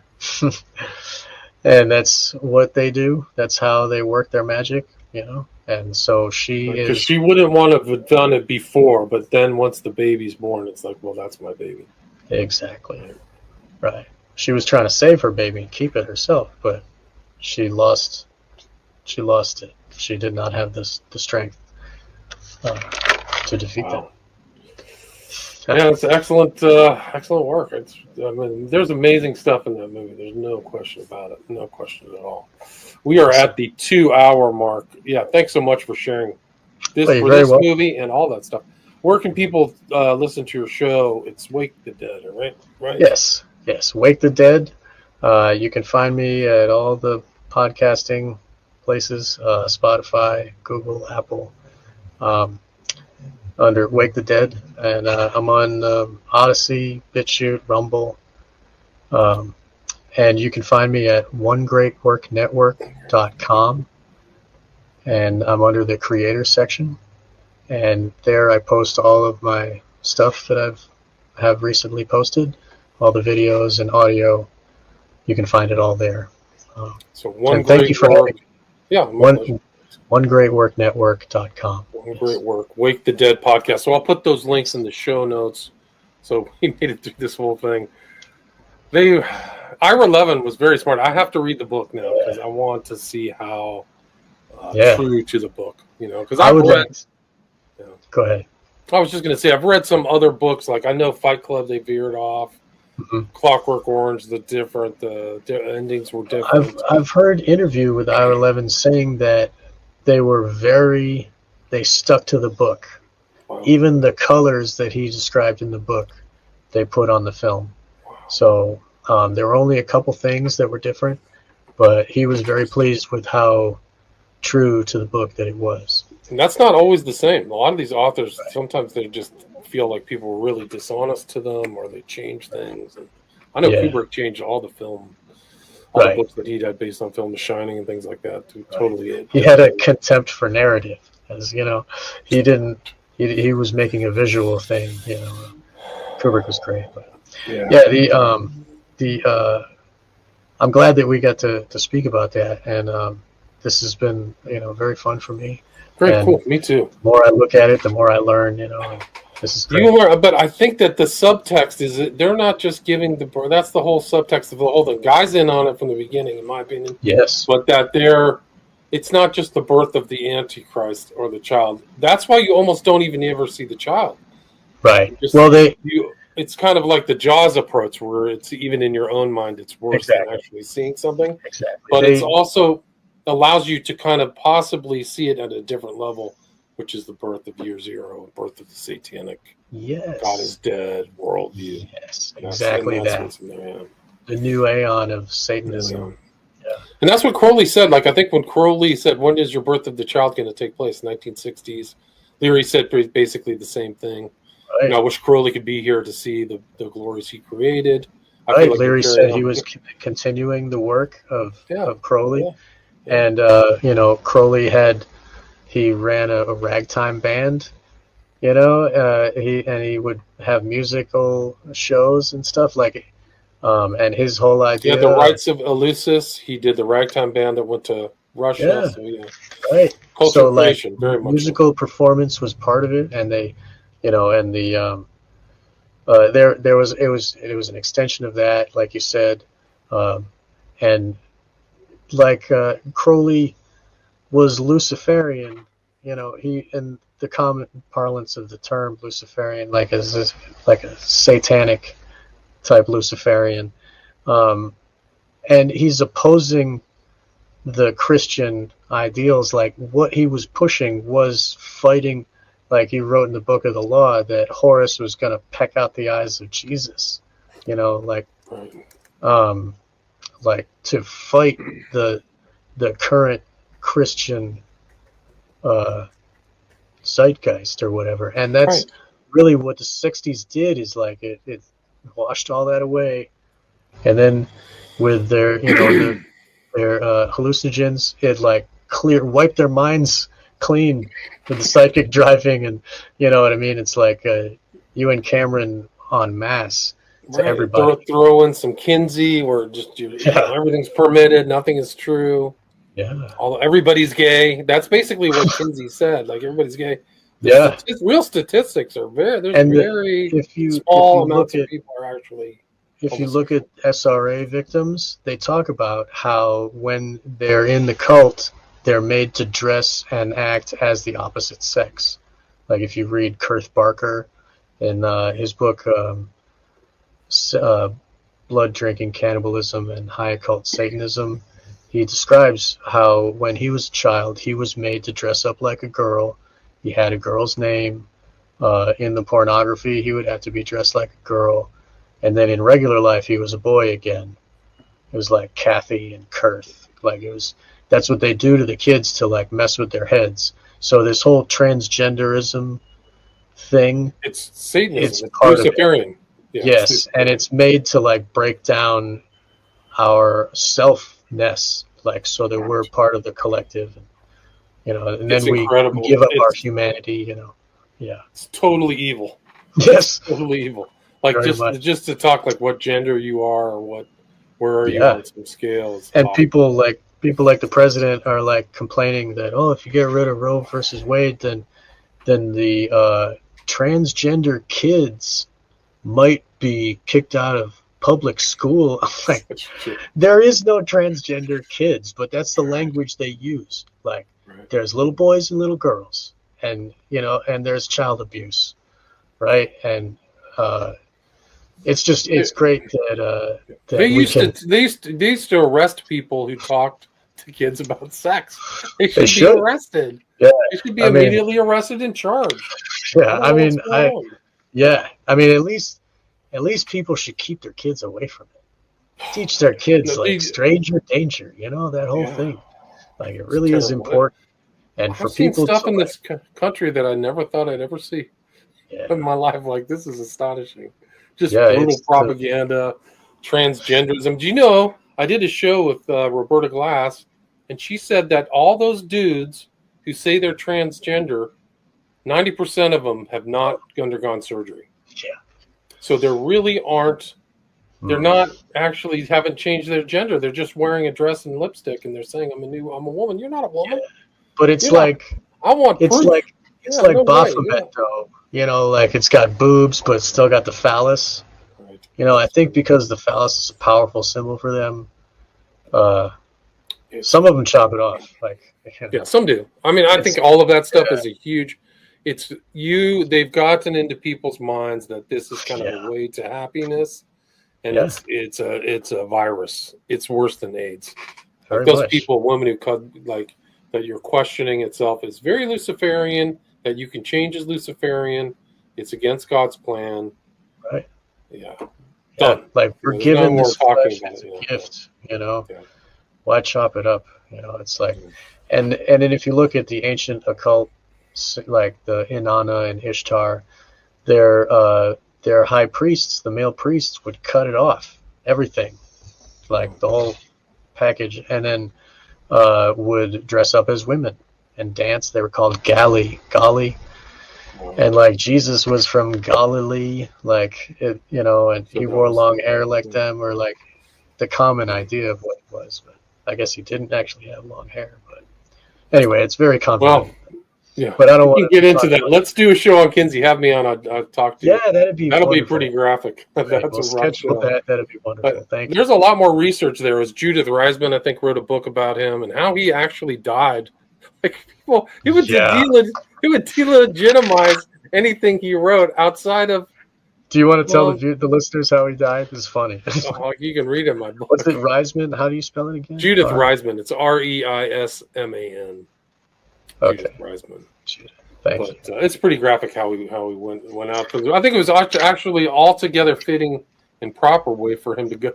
Yeah, he was thick, and he was trying to use science to explain away his own sickness, and then he would, put that his own crazy onto others and be like, when was the first time you had relations with a goat? Not like, do you ever? Right. It's assuming they do, and that kind of questioning helps the evil stuff spill out. And they say that his pool of people that he talked to was skewed. It wasn't just criminals and the insane. Yeah. And then he said that was the normal human male. That was the psyche of the human mind. Right. No. Oh no, there's all kinds of problems. Like if you do scientific research and scientific process, and you can apply this to vaccines as well, is let everybody look at your research, and you have to have a third-party review. And he never allowed that, so that can tell you a lot about what he was up to. Yeah, and the Kinsey people are still not releasing the notes of who gave him all those pedophile notes and the rapist. Because they were protecting him from arrest. Still to this day. It should have been arrest. Yeah, they did experiments on infants. Like they were sick. Sick. They would go on 12 months old. They would abuse the child for 24 hours straight. I mean, and then they would say that the screaming sound means the kid likes it. It's so sick. Yeah, that that would be a very sick episode. There's a lot of material there on Kinsey. I got tons of pictures too. That's great. Him at the Abbey of Thelema, Crowley. There's a lot of stuff. I think the other documentary was by Chris Pinto. I can't remember the name of it, but it has the video that Kinsey or somebody at the Institute took of Kenneth Anger doing the experiments. Kenneth Anger's story is really crazy, man. That's another one. Yeah, that's all. We could do a show on him too. Because he was everywhere, man. He was Crowley. Yeah. And he wrote the Hollywood Babylon books. Hollywood Babylon. Hi. Sorry, that's my son. all the way up to oh god, what's his name? Franco. James Franco. So all the way up. So they did a show called that dude is Old Days. Yeah, Love in the Old Days. Go check out Love in the Old Days. It's totally cool. I'll let you go. Sean, no, that's fine. so much for your time. I love you. Thank you so much All right, for having man. me, and it's been a pleasure. Thank you Yeah, again. let's do it again soon. Take Awesome. care. Cheers.